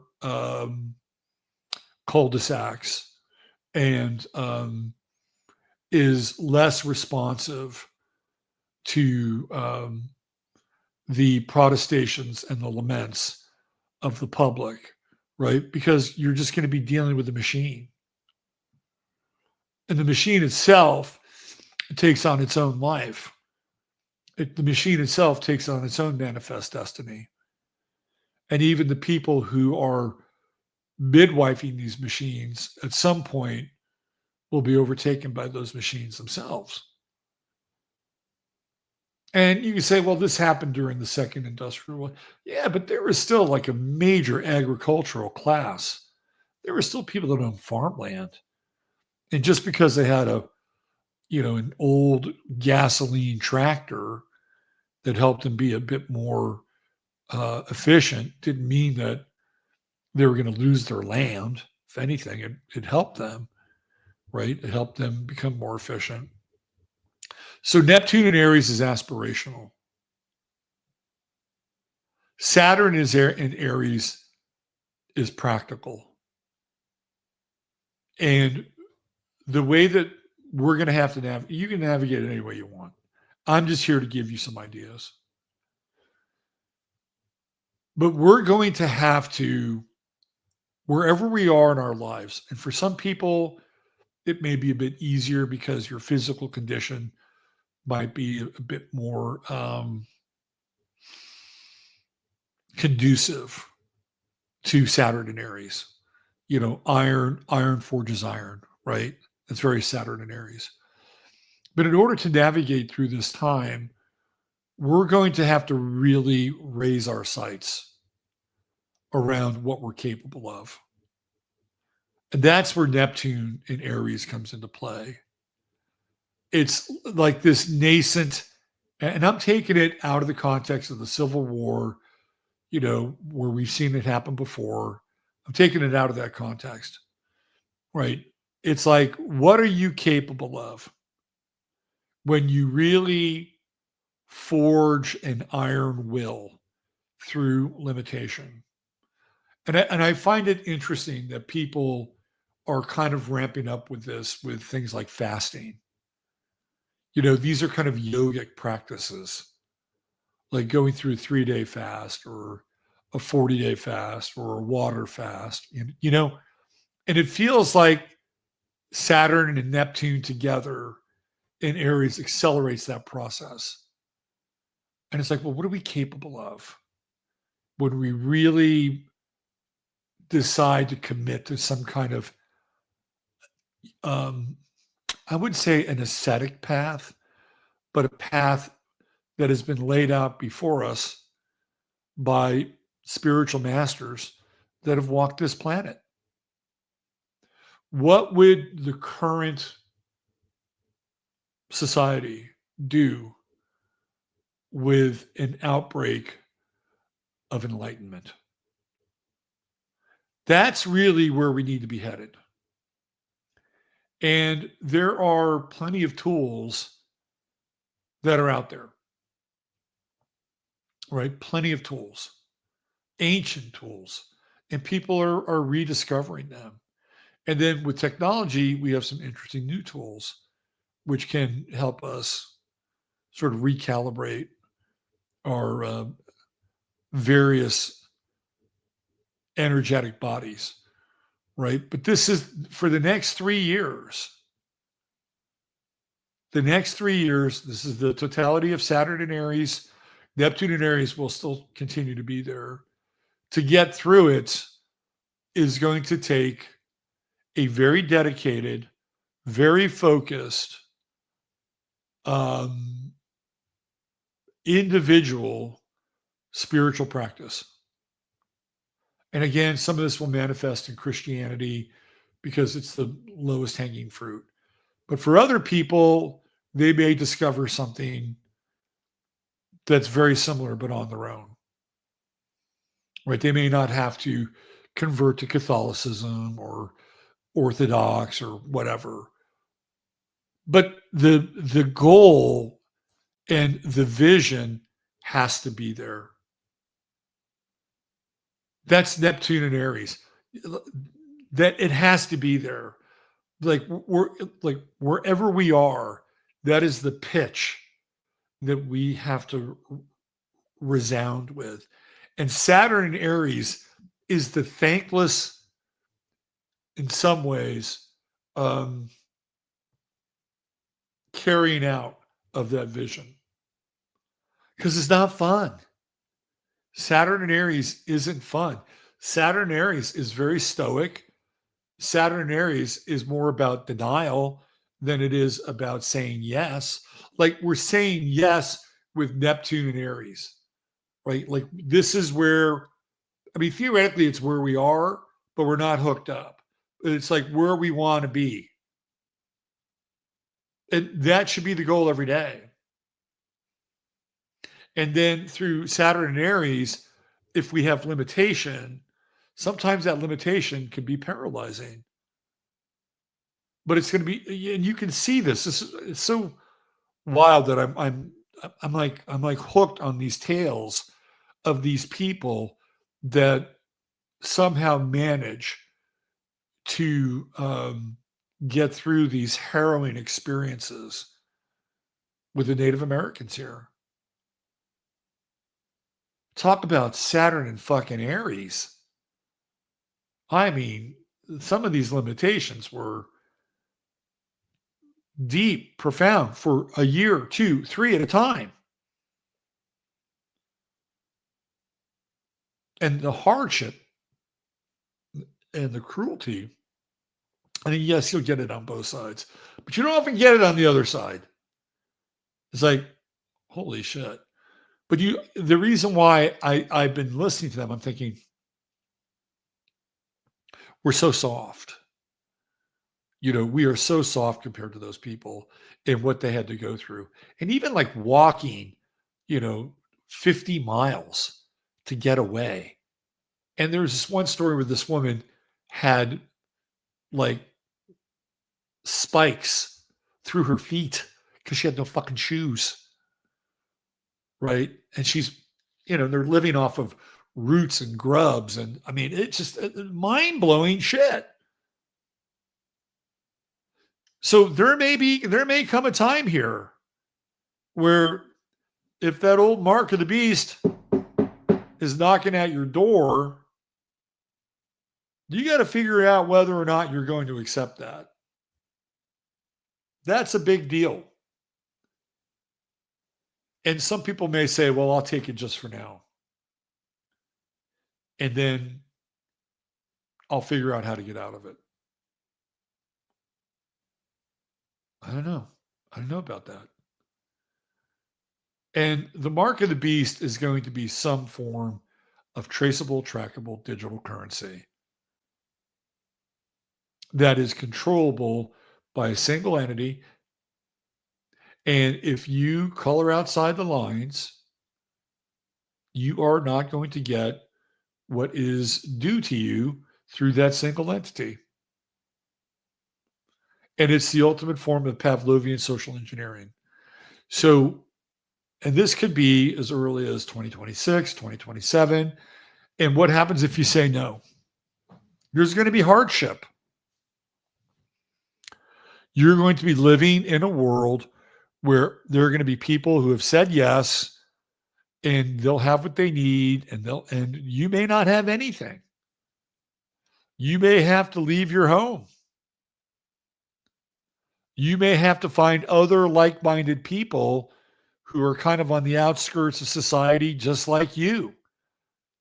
And even then, that may not be the solution to your most immediate problems. Because I guarantee you that in a dystopic world, they're not really into people setting up their alternate societies. So with Neptune and Aries, you're going to have to understand one of the things that these people had, you could tell, is that they had an immense faith in God, and they would talk about providence, and they never lost hope. They always had this beacon that they would be rescued, or somebody would come to their aid, or there would be some form of divine intervention, even if it took them 2 or 3 years. They never really let go of that. And it was through that they were able to survive these incredibly harsh conditions, not only through the living with the tribe, but also the escape from the tribe as well. And I don't think they would have been able to do that had they not fixed their sights that high.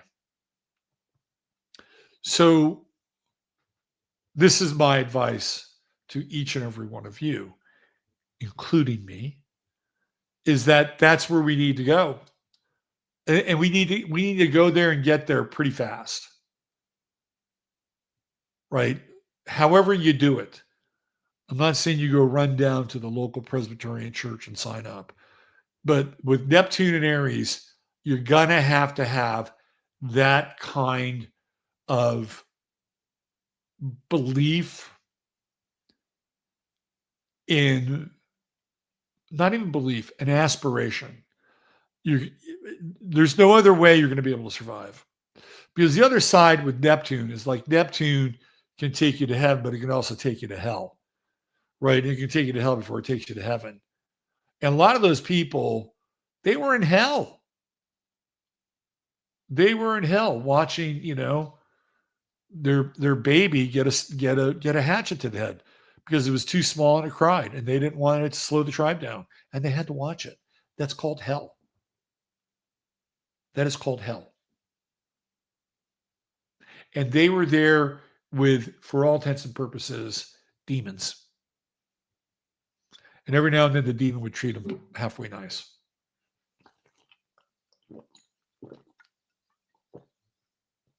So clearly this is not a linear operation. The next 3 years are going to be very difficult in general. Some of you may have already staked out your turf, your ability to survive, the people that you live with. You have a strong group, backup systems. You're ahead of the game. And even in those moments, you will be tested. Because the things that you take for granted, like going to a Walmart or going to a Kroger's, you'll still be able to go there, but the terms and conditions will be very, very different. And then we'll go through another splintering of our society where there are going to be people who, just like with COVID, put the mask on. And just like with COVID, will say yes to the digital dollar.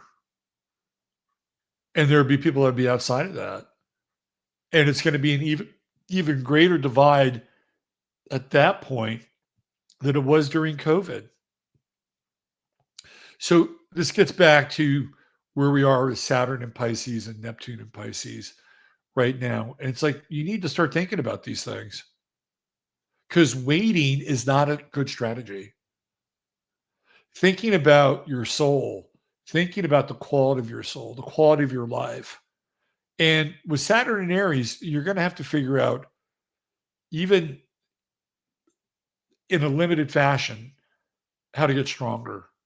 Neptune can sap some of that strength, by the way. But you're going, the parallel track would be getting stronger physically, getting stronger spiritually, and forging this focal point of divine will through the human expression. And if we can do that, right, and we get enough people operating at that pitch, we might be able to alter the vibrational dance of the planet. And this is not airy-fairy stuff. Right? This is not airy-fairy stuff. This is, all due respect to the light workers of the world. Okay? This is not airy-fairy stuff. This is us as individuals focusing on divine will in our lives, and us being an expression of divine will.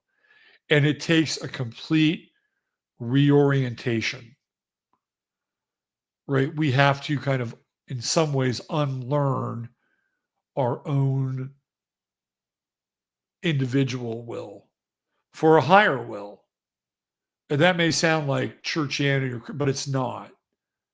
Because once you align with that higher will, right, that higher purpose, that higher mind, that higher consciousness, you're operating at a completely different level. And Saturn in Aries becomes a function of that. And that's where we're headed. And circumstances may force people to contemplate those things much faster than perhaps they're ready to do. I'm giving you a heads up that at the very least, you begin to think about these things in these terms, so that you can not only survive the next 3 years, and some of us are not going to survive. I'm going to be straight up. And that's okay, right? Because some of us are not meant to be here. Most of us aren't meant to be here forever anyway. Right? So it's not like I'm telling you something that's out of the ordinary. But the way that this world is shaping with the outer planets, none of it is very humane. And in fact, the one outer planet, or the one sign that would seem to be the most related to humanity, Aries, the self, is the one that's going through, I would say, the greatest transformation. Now, what you'll get with Neptune as well is you'll get people that are charlatans. You'll get people that are Messiah type figures. They'll pop up. They will pop up. And there'll be competition for people to follow certain people. What you have to do is you have to follow you, right? You have to follow what's inside of you. You have to make a connection and a covenant with God inside of you at a higher level, so that you can bring it down to your level and you become an expression of that will. And then it's just one and the same. So you can do things like fasting and meditation, and you could read uplifting works, right? These are the things that will help you raise your vibration, so that even in a time of testing, even in a time where the flesh is being pressed to its limit, you'll have something, right? You'll have something to fall back on. You'll have a spiritual reservoir in your tank so that you can navigate through these times. Uranus and Taurus, to me, is the splitting of our world. Uranus and Gemini, my bad. Uranus and Gemini is the splitting of our world, where we'll be literally living in two different worlds simultaneously. One group, which has said yes to the terms and conditions of the human covenant, and the other group, which has said yes to the terms and conditions of a divine covenant, which, again, for me, it encompasses whatever version or form of Christianity is practiced, but transcends it at the same time. It goes beyond those, because let's face it, if Jesus said, you can do all this and more 2,000 and however many years ago, 25 years ago, 20 years ago, where are we with that? And this is with some form of the church springing up, 400 or 500 years later? And from that moment forward, we have the history of saints, and we have some examples of saints. But where has that indoctrination brought us to this statement that you can do all this and more? It hasn't. So that's why I say it's transcendent of that. And that's why you get these new covenant guys coming around, because they know that, right? Like in some ways, they're playing with fire. They're going to reinterpret the scripture so that they're the ones that are making the religious and spiritual changes. So this is really what I wanted to get to, right? In order to navigate through the next 3 years, you're going to have to endure the trials of being a human. But those trials can make you stronger, particularly if you are dedicated, really dedicated to this idea of enlightenment and love and a profound faith that whatever kind of evil is encroaching, and it is encroaching in this world, right? The whole, and I'm not completely out on AI if you can somehow manage it and have it, be localized, and it can be very helpful for certain things. But the people that are creating the massive AI system, I'm totally out on them, because I don't think they have our best interests in heart. And the AI that they generate as a result of that is there to enslave us and not empower us. Don't ever forget that. These are deeply flawed people, if they're even people at all. They're fallen in many ways. So this is it. Here we are. This is ground zero. By the time we're done with Saturn and Aries, like we're going to know who we are, either from someplace beyond the grave, or we'll have survived, endured the trials and tribulations and vicissitudes.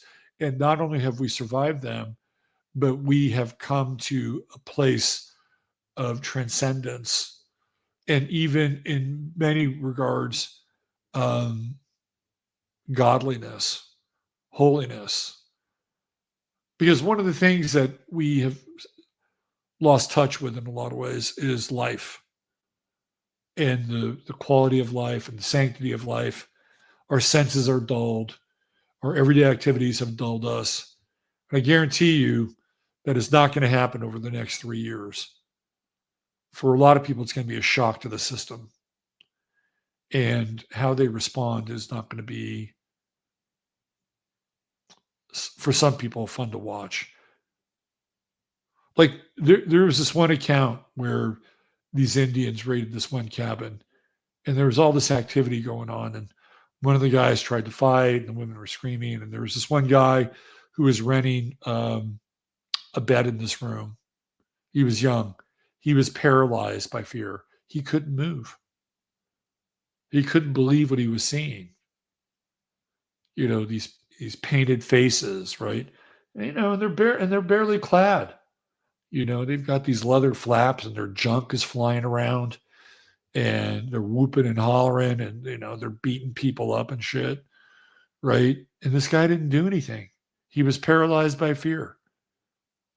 Couldn't run to get away, couldn't fight, killed him on the spot.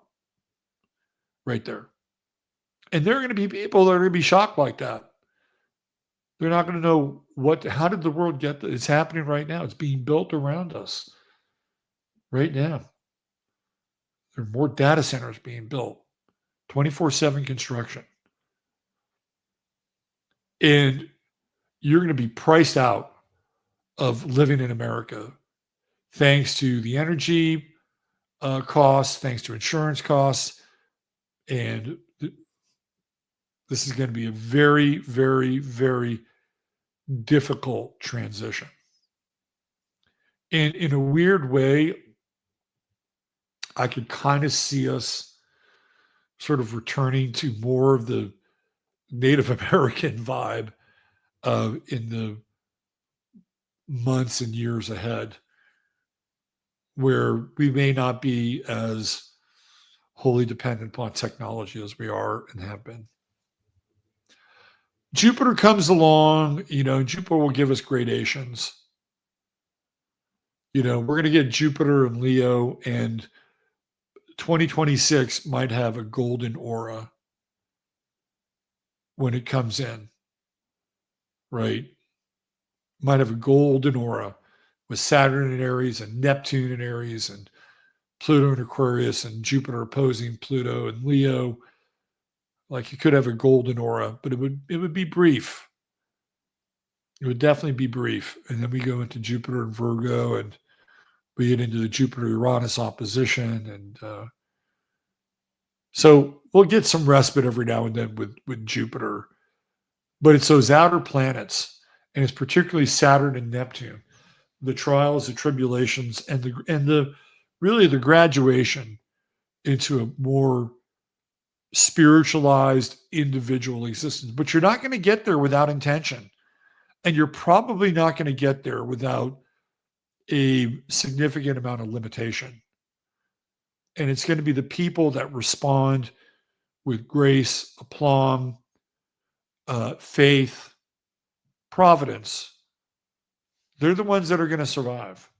The ones that develop a spiritual practice. They're the ones that are going to survive. And if they don't survive, then they'll be ready for what lies beyond because they've prepared for it. All right, let's talk a little bit about Gen A. I'm very interested in Gen A because they're going to start to go through this Saturn opposition. And I just wonder, Gen Z were they controllable when they started to go through the Saturn? Let me think about this. So my kid was around 14, 15, and they were dealing with the Pied Piper of David Hogg and Parkland. And that whole movement. I remember his mother texting me or emailing me that our son was part of a staged walkout for guns and violence at his middle school. I believe it was. He was in the 8th grade. And I thought, oh, well, this is their moment. This is their Saturn opposition moment. Saturn's in Capricorn. My son's born with Saturn in Cancer. Here we go. Right. And I'm like, okay, well, I'm glad he's taking a stand for something. And I was truthful about that. But outside of that, right, like I don't really think of Gen Z as going through that kind of adolescent big fuck you, right? I didn't really see that. I didn't experience that. Now, the Gen Z girls are a little bit different. And they went through the adolescent fuck you by becoming kind of hypersexualized. And, doing the OnlyFans thing and, this chick in England or Australia, wherever she is, getting banged by 1,000 dudes. I mean, that's really post, but you could see some of that start to heat up during this whole Saturn opposition. I think Gen A is going to be hard to contain. Like their Saturn opposition starting next year, like I said, is going to square their natal Pluto and oppose their natal Saturn. And a lot of these kids have Uranus and Aries. So their Saturn's going to transit Saturn's going to conjunct their Uranus and Neptune. And that generation of kids shows up right around 2013, right? So for them, we're looking at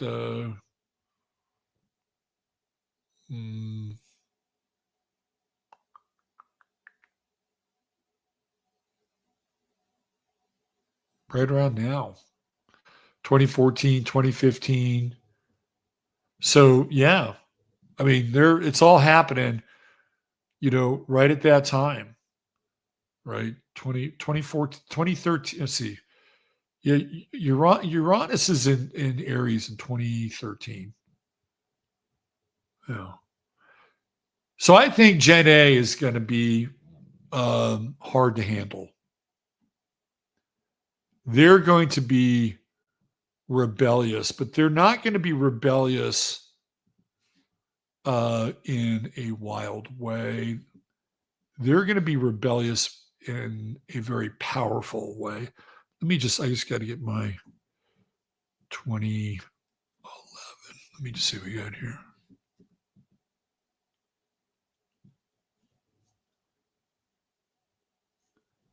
Yeah, Uranus goes into Aries in 2011, March 13th, 2011. Pluto's at 7, Capricorn, and Saturn's at 15 Aries. So it's about 2 years out. Well, it's those kids in 2011. Wow, that's interesting. So Saturn is going to conjunct their Uranus as well, as not quite opposing. That's the first group. That's the 2009. But those kids that have Uranus in Aries, and they're younger, they're like 14 now, right? 14. Anyway, Gen A is going to be hard to handle. And while Gen Z may want to infiltrate and have a long play, like Nick Fuentes said, Gen A may not have the patience. And this gets back to the chomping at the bit, right? Because Nick Fuentes, even though he is very salty and very clear about his message, he's also very clear that he doesn't want any violence. He doesn't want any hatred, right? Like that's, he's on the record. He's on the record all the time. I don't think Gen A is going to be on that wavelength. I don't. I think a lot of these kids are pissed off because they had their youth stolen from them with COVID. I've talked about it before. Some of them have been transed out and they don't dig it, or they were forced to take hormone blockers and stopped. This is a group that is angry, and if they're taking in the Nick Fuentes information, and Fuentes doesn't move the needle in terms of social change, they will, right? And they will shockingly move the needle. So if you think Nick Fuentes and the Groypers are bad, I think Gen A has the potential to take it to a whole other level. And socially, that puts us in places that are very uncomfortable for people. I'm just saying, right? And Pluto and Capricorn, you think they're going to be here for the long haul, the long play, not with Uranus and Aries in their chart. No. Uranus squaring Pluto? No. That ain't happening. The Saturn opposition, Uranus traveling over their Saturn. No, they don't. And these are old souls. Been here, done that. We don't want to go through it again. Fuck you. We mean business. And they'll make they'll make Gen Z and the Groypers look like Boy Scouts. I'm totally serious. And you're going to see these kids grow up so quickly. Like, I caught a glimpse the other day of 3 14, 15-year-old girls together. Let me tell you, they had the countenance and the vibes of older girls. I'm just saying. I wasn't being aqua lung, right? I was just noticing. I'm like, holy shit, these kids are going to grow up very, very quickly. Very quickly, because they went through a very difficult initiation with COVID. So how they respond to the trials and tribulations that are coming, they're not going to have any patience for it. No patience whatsoever. And they're the first generation that's been completely immersed in technology. Right? If you were a Pluto and Scorp kid, you grew up with Nintendo, Sega, Genesis, right? That was your thing, the Game Boy. If you're Pluto and Sag, you're growing up online, and you get a cell phone. These Pluto and Capricorn kids grew up with tablets. They're the tablet generation. They take them out to dinner. I've seen them. They're the tablet generation. So they have a very different kind of neural wiring than previous generations. Very, very different. And a lot of them, like I said, are old souls, but they're not patient. They're not patient at all. All right, so just to recap, how do we get through? How do we get astrologically, using astrology? We're focusing on Neptune and Saturn. Neptune being our highest spiritual aspiration, and Saturn going through some degree of restraint, whether it's budgetary restraint, intermittent fasting, right? Some stoicism, right? This is like stealing the will. Stealing the will. Like, I know, and we've been kind of in practice already.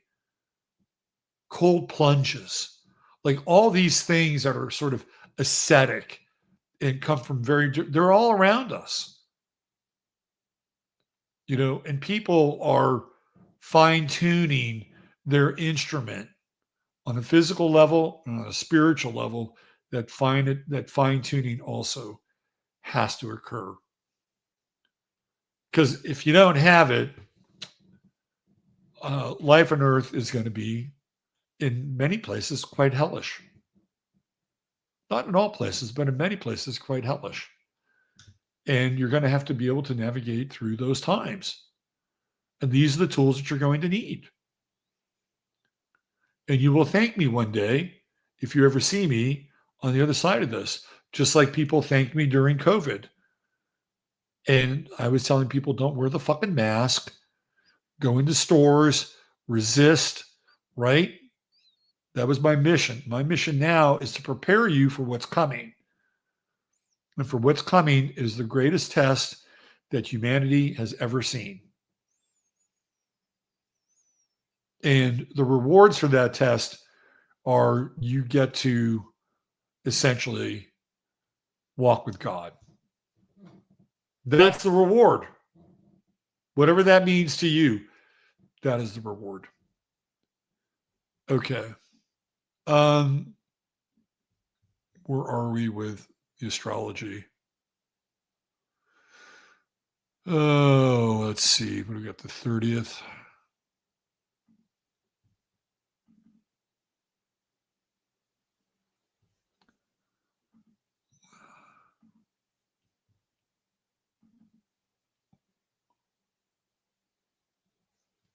Where the hell is that? Yeah.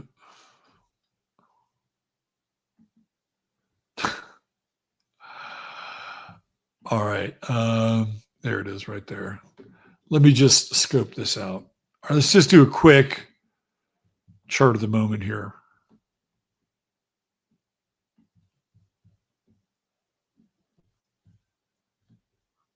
All right.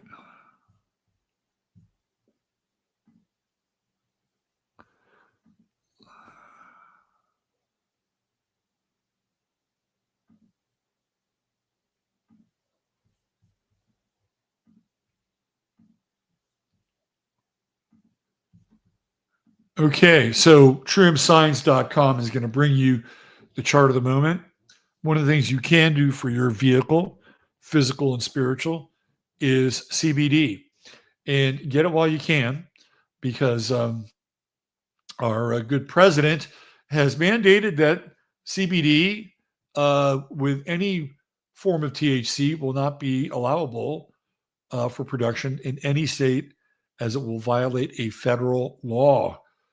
Now, there's a reason why, because it is effective. Big Pharma doesn't want you to have CBD. The cartels don't want you to have CBD. Big alcohol and big booze doesn't want you to have CBD. It's in states where they have THC, CBD outsells it. It's competition. And there's a reason for that. It's because it's effective. So if you go to trueimsigns.com, look over their goodies. They've got great stuff there. And there's a first-time buyer's discount at 20%. Type in 15MINS when you check out. You get a goodie bag on top of that. So you're going to get a lot of bang for your buck right now. The gummies, let me just say the gummies really made Thanksgiving a very thankful day. I was very thankful on Thanksgiving, thanks to the gummy. And the tinctures are great as well, especially for the deep saturation of your cells. All right, trueimscience.com, 20% off, first-time buyer, 15MINS, the goodie bag. Support our good friend Chris and support your body and your well-being as well. Okay, we got a planetary change. Venus is now in Sagittarius, right? We're talking about uplifting conversations. I'm here to uplift you. This has been my mission tonight, to try to steer away from the political and to move into the more philosophical and spiritual dimensions of astrology vis-a-vis Neptune and Saturn. Now, clearly there was some political framing and referencing, but I was true to my word. And this is where we are with Venus and Sagittarius. Philosophical concepts, right? Having conversations with other people that aren't mundane. Let these conversations fuel you and inspire you. And we have a Venus Sun conjunction coming up here, which is pretty rare, right? Like a lot of times, the Venus will be away ahead of the sun or behind the sun. And sometimes they'll come together in Sagittarius. Sometimes they won't.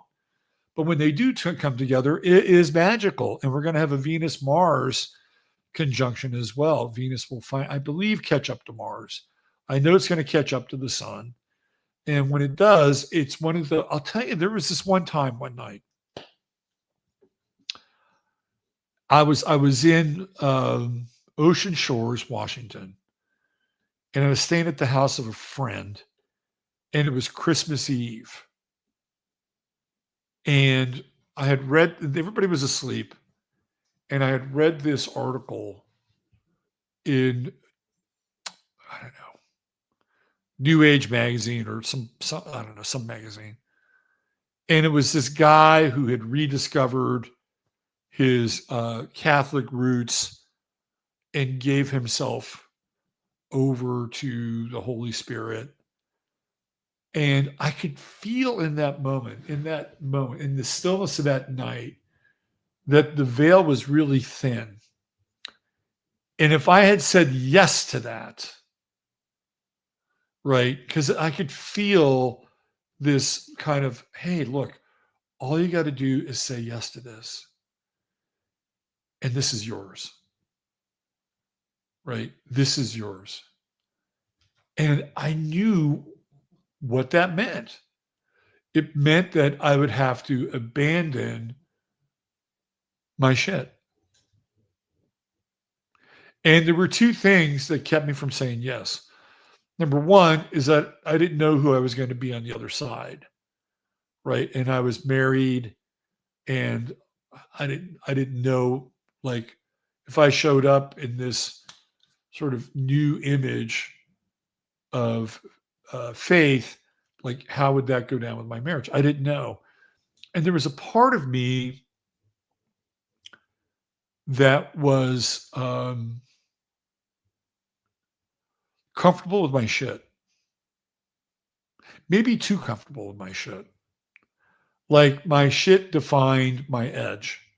And if I surrendered and let go, and it was more than just a thought. It was like right there, that I wouldn't have the luxury of holding on to my shit anymore. And I look back on that time, and it's like my shit was my identity.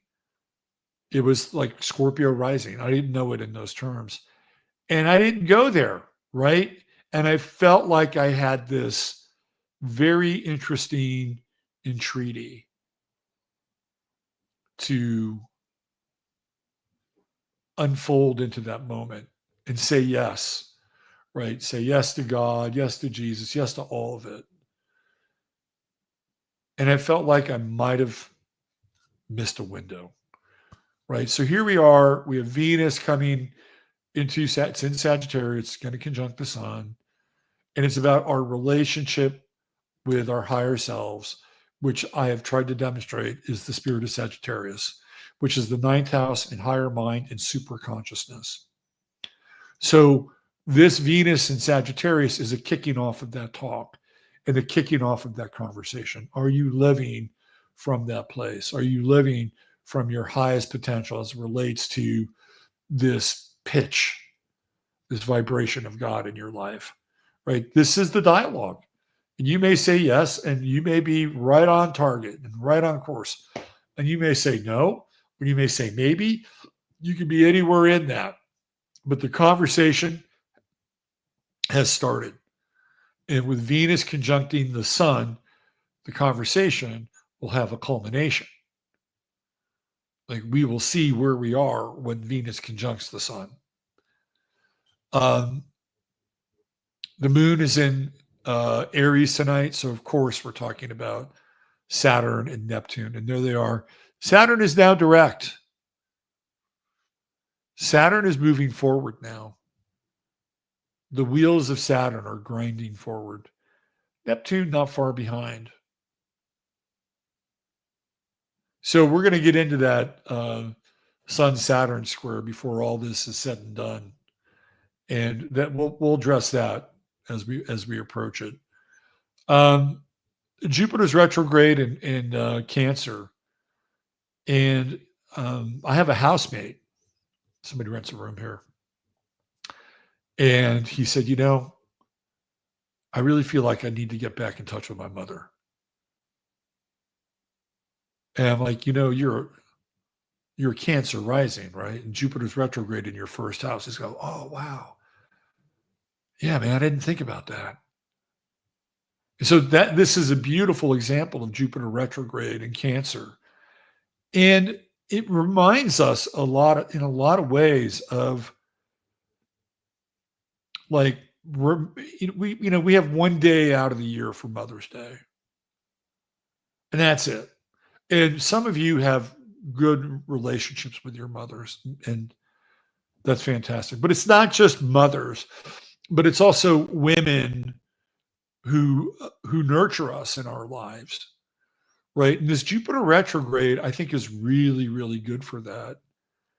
And it gets you to really reaffirm or to look inside and see, there are people women that really nurture me, whether it's my mother or my aunt or my grandmother or my wife. And if you're a woman and you're on the other side of this with Jupiter retrograde,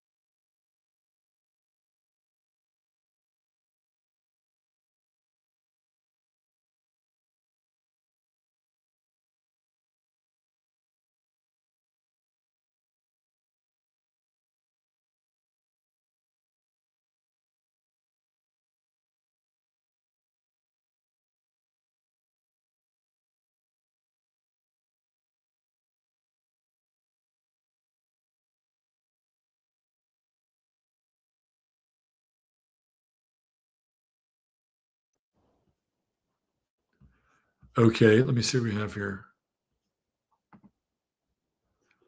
Yeah, MacBook Pro. So for whatever reason, this mic is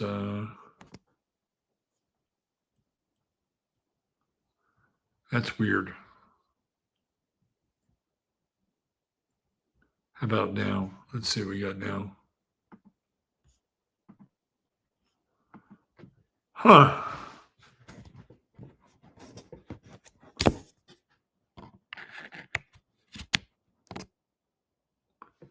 Try this again.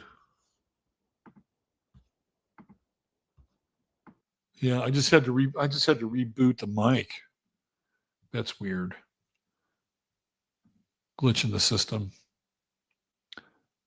So all you ladies out there, take care of yourselves, because we know that the divine feminine works through you and takes care of others, right? Jupiter retrograde in Cancer. It's also, to me, taking stock of the blessings in your life. Like a lot of us think about what we don't have. Jupiter Cancer retrograde. Like I think of the lives of those people on the Indian plains, man. And I'm like, I'm fucking grateful. I'm grateful that I don't have to deal with a band of crazy fucking Apaches, right? And I'm grateful for them to have had the fortitude to hang in there and settle in these areas. It's a shit show for the Native Americans in a lot of ways. I'm not going to deny that, but they weren't making any friends. Let's put it that way. They weren't making a lot of friends. The problems, I don't know. I'll do a whole show on it. Mercury's retrograde, but that's getting ready to go direct as well. So let's get into when that is going to happen.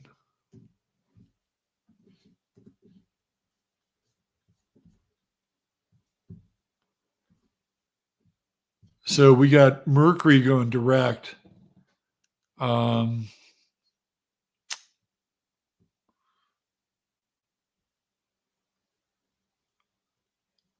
Let's see.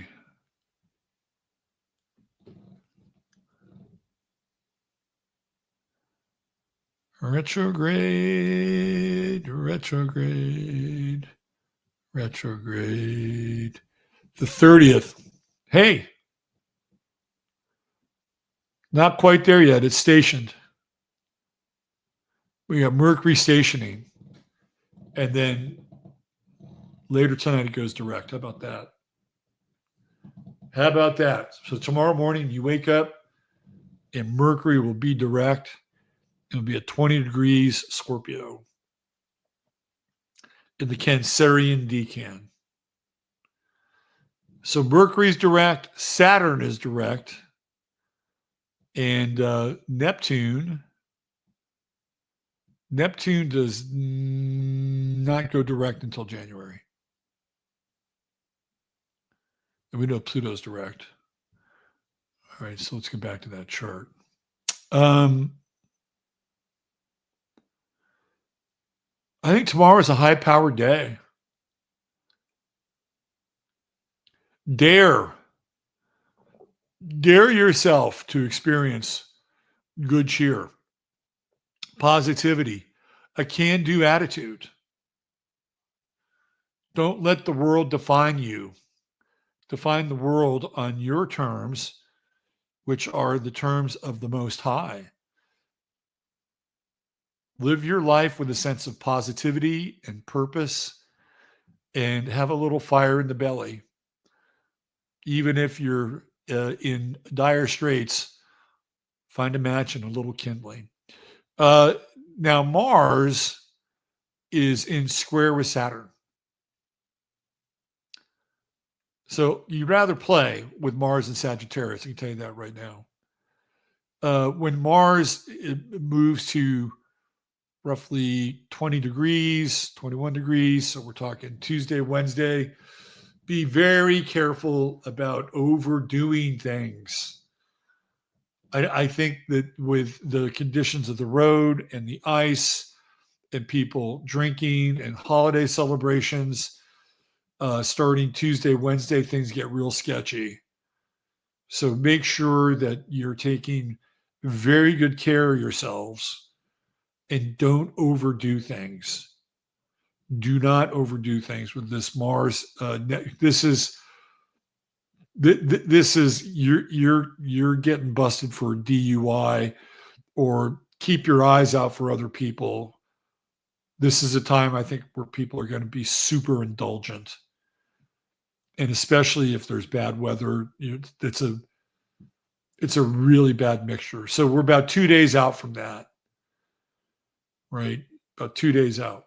So in the meantime, the spirits are high and exuberant